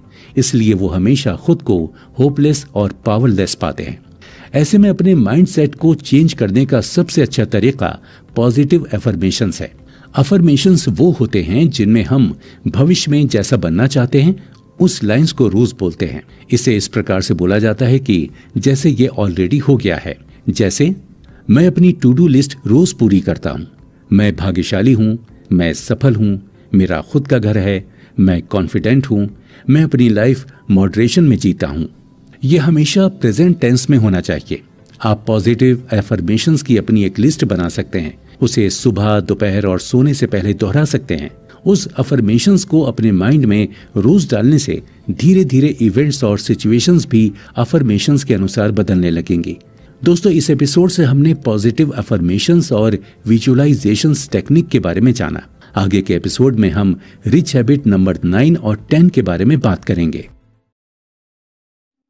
दोस्तों, कुको एफएम की इस खास पेशकश में हम आ पहुंचे हैं थॉमस कॉर्ले की लिखी किताब rich habits the daily success habits of wealthy individuals के 17वें एपिसोड में, जिसमें हम रिच हैबिट्स नंबर 9 और 10 जानने वाले हैं। तो 9वीं रिच हैबिट है प्रॉमिस। मैं अपनी कमाई का 10% बचाऊंगा। दोस्तों, सफल लोग सबसे पहले खुद को पे करते हैं। अपने किसी बिल्स को पे करने से पहले वो लोग अपनी कमाई का 10% सेविंग, इन्वेस्टमेंट या रिटायरमेंट के लिए पहले ही रख देते हैं। वो अपने पैसों को बहुत अच्छे से रियलिस्टिक गोल सेट करते हुए इन्वेस्ट करते हैं। उनका क्रेडिट स्कोर हमेशा हाई होता है। वो हमेशा अपना नेटवर्थ जानते हैं। वो पैसों को भी हमेशा प्रोफेशनल की मदद लेकर अपने रिटर्न्स को ज्यादा से ज्यादा और टैक्स को कम से कम करते हैं। सफल व्यक्ति रिटायरमेंट प्लान बनाते हैं। वो कंपनी के बनाए गए रिटायरमेंट प्लान में पूरी तरह हिस्सा लेते हैं, जिसकी वजह से वो टैक्स भी बचा पाते हैं। अगर कोई कंपनी में रिटायरमेंट प्लान नहीं होता है तो वो खुद अपना रिटायरमेंट प्लान बनाते हैं और उसके लिए एक अकाउंट बना लेते हैं। वो हर सैलरी के बाद उस अकाउंट में पैसे डालते हैं। उनके रिटायरमेंट के गोल्स होते हैं। वो अपने रिटायरमेंट प्लान को हमेशा मॉनिटर करते हैं और जरूरत पड़ने पर उसमें सुधार भी करते हैं। दूसरी तरफ दोस्तों, असफल व्यक्ति खुद को सबसे लास्ट में पे करते हैं। वो अपनी लाइफस्टाइल पर ही पूरे पैसे खर्च कर देते हैं। वो पैसों की बचत नहीं करते हैं और हमेशा कर्ज में डूबे रहते हैं। उनका क्रेडिट कार्ड हमेशा मैक्सिमम लिमिट पर होता है और वो किसी तरह से मंथली मिनिमम पेमेंट करके ही गुजारा करते हैं। उनका क्रेडिट स्कोर हमेशा कम होता है। वो अपने क्रेडिट स्कोर को मैनेज नहीं करते, यहाँ तक कि वो कंपनी के रिटायरमेंट प्लान में भी हिस्सा नहीं लेते हैं। कुछ व्यक्ति गैम्बलिंग भी करते हैं। वो ऐसे खर्च करते हैं जो आवश्यक नहीं है। वो अपने लाइफस्टाइल के साथ थोड़ा भी कॉम्प्रोमाइज नहीं करना चाहते। इसलिए अपने रिटायरमेंट के दिनों में भी उनके पास काम करने के अलावा कोई ऑप्शन नहीं होता है। Rich habit promise 10। मैं अपने विचारों और भावनाओं को रोज कंट्रोल करूंगा। सफल व्यक्ति अपनी भावनाओं और विचारों के मास्टर होते हैं। वो गुस्सा, जलन, दुख और बाकी की नकारात्मक भावनाओं में जल्दी नहीं पड़ते हैं। वो जानते हैं कि खराब विचार से ही खराब निर्णय होते हैं। वो थिंक, इवेल्युएट और रिएक्ट पर भरोसा करते हैं। थिंक मतलब सोचना। वो सिचुएशन के बारे में समझकर उसके अच्छे और बुरे साइड को इवेल्युएट करते हैं और उसके बाद ही रिएक्ट करते हैं। सफल व्यक्ति दुखी होने के लिए बहुत बिजी होते हैं, मतलब उनके पास समय ही नहीं होता है। वो हमेशा प्रोडक्टिव एक्टिविटीज में बिजी रहते हैं, जिसकी वजह से उनके दिमाग से डिप्रेशन अपने आप निकल जाता है। वो सेल्फ इम्प्रूवमेंट के प्रोजेक्ट में काम करते रहते हैं, जिसकी वजह से अपने बारे में वो हमेशा पॉजिटिव ही सोचते हैं। असफल व्यक्ति अपने विचारों में ही खोए रहते हैं। वो अपनी भावनाओं को खुद पर कंट्रोल करने देते हैं। वो जल्दी ही दुखी और डिप्रेस भी हो जाते हैं। वो कुछ सोचे बिना ही रिएक्ट कर जाते हैं। वो रेडी फायर एंड एम में भरोसा करते हैं। इसकी वजह से बहुत सारे असफल लोग जेल भी चले जाते हैं। खराब आदतों के कारण इनका बिहेवियर भी खराब होता है और ये लोग खराब डिसीजन भी लेते हैं। कुल मिलाकर ये लोग एक खराब जीवन जीते हैं। खराब विचार हमारे मन में तभी आते हैं जब आपका दिमाग रुका हुआ और किसी कंस्ट्रक्टिव एक्टिविटी में नहीं होता है। आपको हमेशा अपने आप को सेल्फ इम्प्रूव करते रखना है। इसीलिए अगर आपके मन में खराब विचार आ रहे हैं तो तुरंत उसे बाहर निकालिए और सेल्फ इम्प्रूवमेंट की एक्टिविटी में खुद को बिजी रखिए। तो दोस्तों, इस एपिसोड में हमने जाना कि पैसों को बचाना और विचारों और भावनाओं पर कंट्रोल रखना कितना जरूरी है। दोस्तों, अब हमने सभी रिच हैबिट्स जान ली हैं। आगे के एपिसोड में हम जानेंगे कि इन हैबिट्स ने लोगों की लाइफ को किस तरह पूरी तरह चेंज कर दिया। क्लाइंट की कहानी। दोस्तों, कुकू एफएम की इस खास पेशकश में हम आ पहुंचे हैं थॉमस कॉर्डले की लिखी किताब rich habits the daily success habits of wealthy individuals के 18वें एपिसोड में। आज हम उस क्लाइंट के बारे में जानेंगे जो उस अकाउंटेंट के पास मदद लेने गया था। दोस्तों, रिच हैबिट्स ट्रेनिंग प्रोग्राम में जब वो क्लाइंट हैबिट्स के लास्ट पेज पढ़ रहे थे तो उन्होंने उनके अकाउंटेंट जेसी जॉब्स से कहा कि ये बहुत सारी इंफॉर्मेशन है। तो जेसी जॉब्स ने हाँ बोलते हुए ये बताया कि वो चाहते हैं कि वो उनके इस मटेरियल को घर ले जाएं और रात को इस बारे में गहराई से सोचें। साथ ही साथ उन्होंने अगले ही दिन से अपने क्लाइंट को इसे फॉलो करने के लिए कहा। दोपहर और रात को इन हैबिट्स को रिव्यू कीजिए और लगातार 30 दिनों तक ऐसा कीजिए। ये बोलकर उन्होंने 30 दिनों के बाद का डेट नोट कर लिया। अगले दिन जेसी जॉब्स का वो क्लाइंट सुबह जल्दी उठ गया। उसने रिच हैबिट्स ट्रेनिंग प्रोग्राम के हैबिट नंबर 1 को देखा, जिसमें उसे अपनी खराब आदतें लिखनी थी। जैसे जैसे वो लिखते चले गए, उनको खुद भी समझ नहीं आया कि उनके अंदर इतनी सारी खराब आदतें थीं, जिसे उन्होंने अच्छी आदतों में बदल दिया। इन अच्छी आदतों को उन्होंने अगले 30 दिनों तक फॉलो किया। ये कोई आसान काम नहीं था, लेकिन वो अपना जीवन बदलना चाहते थे। उन्होंने इन हैबिट्स का अपनी लाइफ में इफेक्ट थोड़ी ही दिनों में महसूस कर लिया। गैम्बलिंग के कारण उनका बैंक अकाउंट लगातार कम हो रहा था, लेकिन साथ ही साथ वो अपनी पत्नी और बिजनेस को भी पर्याप्त समय नहीं दे पा रहे थे। उन्होंने नोटिस किया कि जैसे ही उन्होंने इस खराब आदत को अपने जीवन से निकाल दिया, वो अब अपना समय बार में टीवी देखते हुए नहीं बिता रहे हैं, क्योंकि टीवी में स्पोर्ट्स देखते हुए ही वो गैम्बलिंग करते थे। ये आदत छूटने की वजह से वो जल्दी उठ पा रहे थे, जिसकी वजह से वो अपने कामों को जल्दी शुरू कर पा रहे थे। सुबह का एक्स्ट्रा समय उनको ऑफिस में ज्यादा काम करने के लिए छूट दे रहा था। वो काम को बिना किसी स्ट्रेस के कर रहे थे और उनके काम की क्वालिटी बढ़ती जा रही थी। उनकी रिलेशनशिप उनकी पत्नी के साथ भी अब अच्छी होने लगी थी। उनकी पत्नी को भी उनके आसपास होना अच्छा लगता था। उनका बिजनेस धीरे धीरे बढ़ने लगा, क्योंकि वो गैम्बलिंग में अपने बिजनेस के पैसों को नहीं लगाते थे। उनकी कंपनी के खर्चे अब मैनेज होने लगे थे। अब रिच हैबिट नंबर 2 की बारी आती है, जिसमें उन्हें दिन, महीने और साल के मुताबिक गोल्स बनाने थे। इसके पहले उन्होंने कभी गोल नहीं बनाए थे, तो ये उनके लिए बिल्कुल नया था। शुरुआत के कुछ दिन उनके लिए रोज के गोल्स को पूरा करना कठिन था, लेकिन उन्होंने डू इट नाउ की मेंटेलिटी से उसे पूरा कर ही लिया। पहले उन्हें अपने साल भर का गोल भी असंभव लगता था, लेकिन अब वो भी पॉसिबल लगने लगा था, क्योंकि उनका कॉन्फिडेंस बढ़ गया था और वो खुद में प्रोडक्टिव और प्राउड फील करते थे। वो अपने काम के लिए भी बहुत उत्साहित महसूस करते थे, इसीलिए वो ज्यादा से ज्यादा काम करना चाहते थे। इसकी वजह से उनकी सेल्स बढ़ गई और नए अवसर भी मिलने लगे। उन्होंने रिच हैबिट नंबर 4 के अनुसार ही अपना समय अपनी हेल्थ को भी दिया। पहले वो बहुत कम एक्सरसाइज करते थे, इस वजह से वो कभी भी अपना वजन नहीं घटा पाए। साथ ही साथ उनके ईटिंग हैबिट्स भी बहुत खराब थे। वो पहले बार में ही खाना खा लेते थे और घर का खाना बहुत कम खाते थे। उनकी डाइट में ज्यादातर बर्गर, फ्रेंच फ्राइज और बियर होते थे। इसे ठीक करने के लिए वो हर रात अपनी पत्नी के साथ 1 घंटे डिनर के बाद वॉक करते थे। इसीलिए दोनों ने वजन कम करना चालू कर दिया। वजन कम होने से मोटिवेट होते हुए उन्होंने खाने में ये ध्यान दिया कि वो क्या खाते हैं। साथ में वॉक करने के कारण उनकी रिलेशनशिप भी अच्छी होती चली गई। उन्होंने एक के बाद कई सभी हैबिट्स को अपनी लाइफ में अप्लाई कर लिया और खुद को बेहतर बनाने लगे। लगभग 30 दिनों तक रिच हैबिट्स को फॉलो करने के बाद उन्हें ऐसा लगा कि उनका पुनर्जन्म हो गया है। वो जान चुके थे कि वो पर्सनल फाइनेंशियल सक्सेस की ओर बढ़ चुके हैं। उन्होंने जेसी जॉब्स के साथ अपना हर एक्सपीरियंस शेयर किया। जेसी भी एक्साइटेड थे। वो देख सकते थे कि रिच हैबिट्स उनके क्लाइंट्स के साथ भी काम कर रही हैं। उस समय उन्होंने अपने क्लाइंट से एक मदद मांगी। उन्होंने अपने क्लाइंट से कहा कि जब भी आपको कोई ऐसा व्यक्ति दिखाई दे जिसे देखकर आपको ये लगे कि आप खुद को ही पुराने मिरर में देख रहे हैं, मतलब कोई आपके जैसे ही मुसीबत में फंसा हो, तो उसे रिच हैबिट ट्रेनिंग प्रोग्राम में उनके पास भेज दें। क्लाइंट इस बात के लिए राजी हो गया। अब जेसी ने अपनी पत्नी डेनिस की ओर देखा और कहा कि जब तक जीते रहेंगे इसी तरह लोगों की मदद करते रहेंगे। ऐसा कहते हुए उनकी आंखों से 2 बूंद आंसुओं की टपकी। पहली बूंद पछतावे की और दूसरी बूंद उम्मीद की थी। दोस्तों, आप लोग यही सोच रहे हैं और सही सोच रहे हैं। वो अकाउंटेंट और कोई नहीं, जेसी जॉब्स ही थे। जेसी जॉब्स की पत्नी डेनिस की मौत हुई। तभी उन्होंने रिच हैबिट्स ट्रेनिंग प्रोग्राम बनाया और लोगों की मदद करने के बारे में सोचा। तो दोस्तों, आगे के एपिसोड में हम जानेंगे कि इन हैबिट्स ने सेक्रेटरी डी को कैसे बदल दिया। आज पेशकश में हम चर्चा कर रहे हैं थॉमस कॉर्डले की लिखी किताब rich habits the daily success habits of wealthy individuals के 19वें एपिसोड की। आज हम उस सेक्रेटरी डी के बारे में आगे जानेंगे जो रिच हैबिट्स ट्रेनिंग प्रोग्राम में हिस्सा लेने गई थी।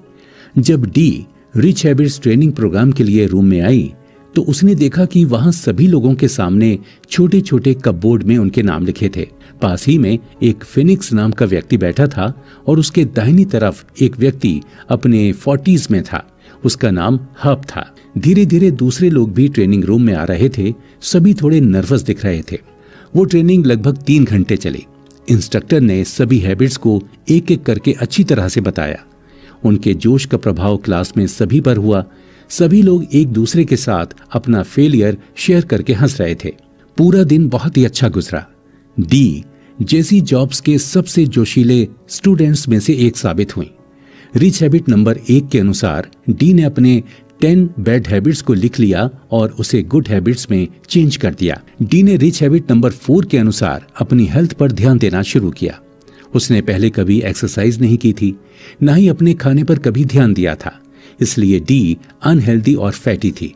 उसने अपने खाने के कंजम्पशन को 1800 कैलोरीज हर दिन के हिसाब से सेट किया और लगभग 30 मिनट एरोबिक्स वर्कआउट करने का फैसला किया। डी को खाना बहुत पसंद था और खाने को मॉडरेट करने के पहले कुछ दिनों में उसे ऐसा लगा कि वो काफी भूखी है, लेकिन धीरे धीरे उसकी भूख खत्म होने लगी। डी जॉगिंग करने के लिए काफी भारी थी, तो वो धीरे धीरे वॉकिंग ही करती थी। महीने के अंत तक उन्होंने धीरे धीरे जॉगिंग करना शुरू कर दिया था। पहले 30 दिनों में ही उसने 25 पाउंड वजन कम कर लिया था।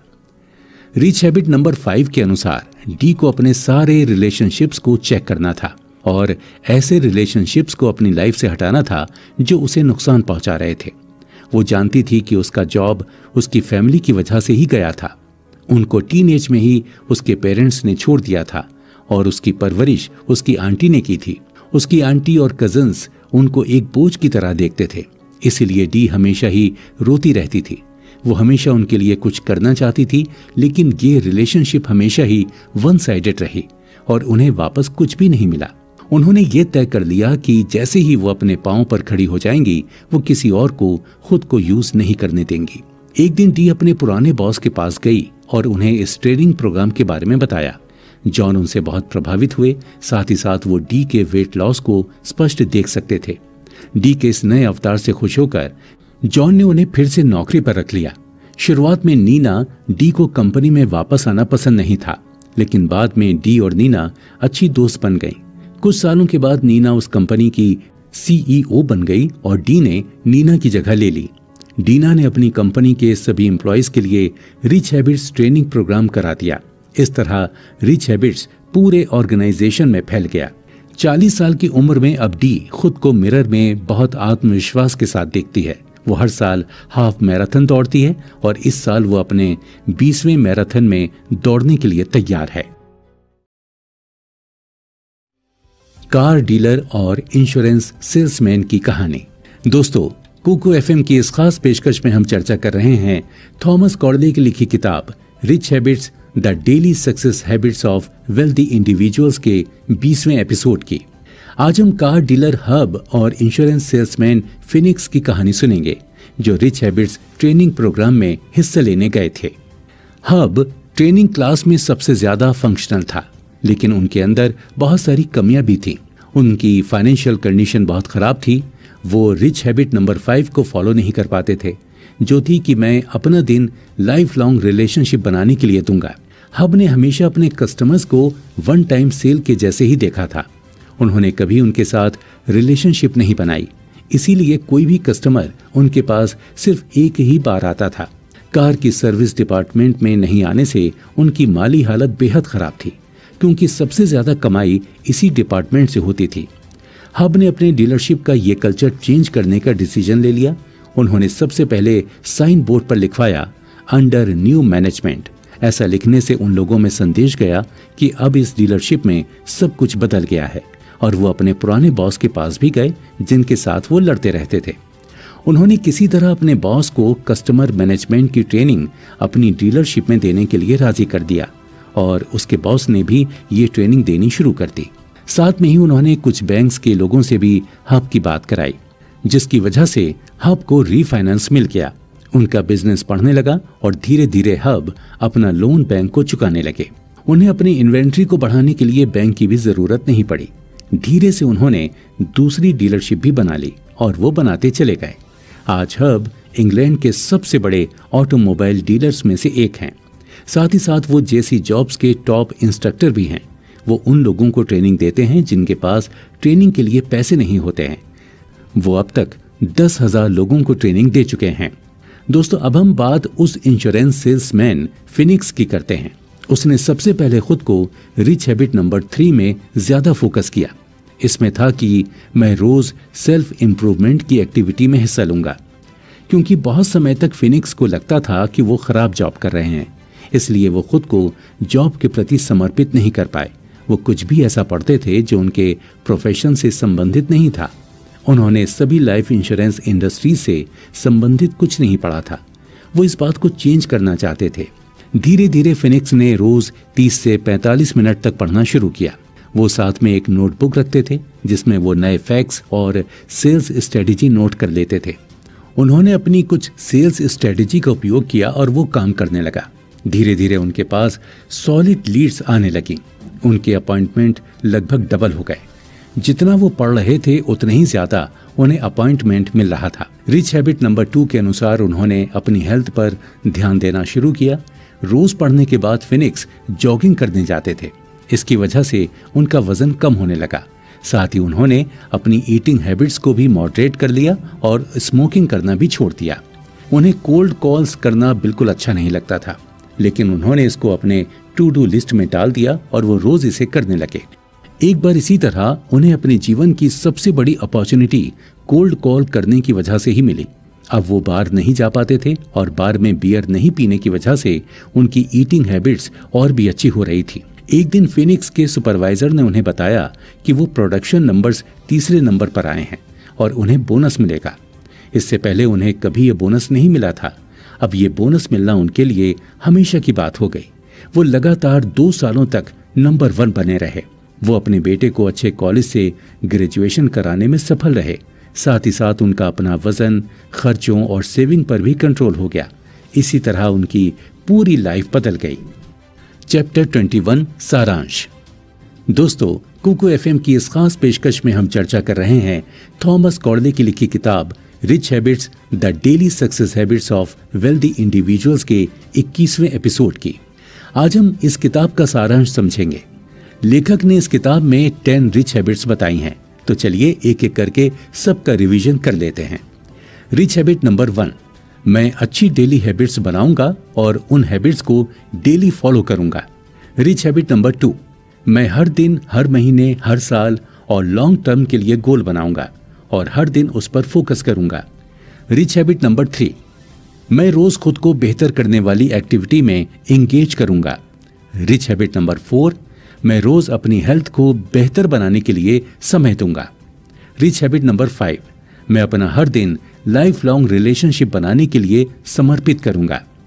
रिच हैबिट नंबर 6, मैं हर दिन मॉडरेशन मतलब संतुलन की अवस्था में रहूंगा। रिच हैबिट नंबर 7, मैं रोज अपने टास्क्स को पूरा करूंगा और डू इट नाउ का माइंडसेट अपनाऊंगा। रिच हैबिट नंबर 8, मैं रोज रिच थिंकिंग में एंगेज रहूंगा। रिच हैबिट नंबर 9, मैं अपनी कमाई का 10% बचाऊंगा। और रिच हैबिट नंबर 10, मैं अपने विचारों और भावनाओं को रोज कंट्रोल करूंगा। तो दोस्तों, अब आप इन हैबिट्स और इनके फायदे के बारे में अच्छी तरह से जान चुके हैं, तो बिना कोई देरी किए इन रिच हैबिट्स को फॉलो करना शुरू कीजिए और फाइनेंशियल फ्रीडम पाइए। दोस्तों, अभी आप सुन रहे थे थॉमस कॉर्डले की लिखी किताब rich habits the daily success habits of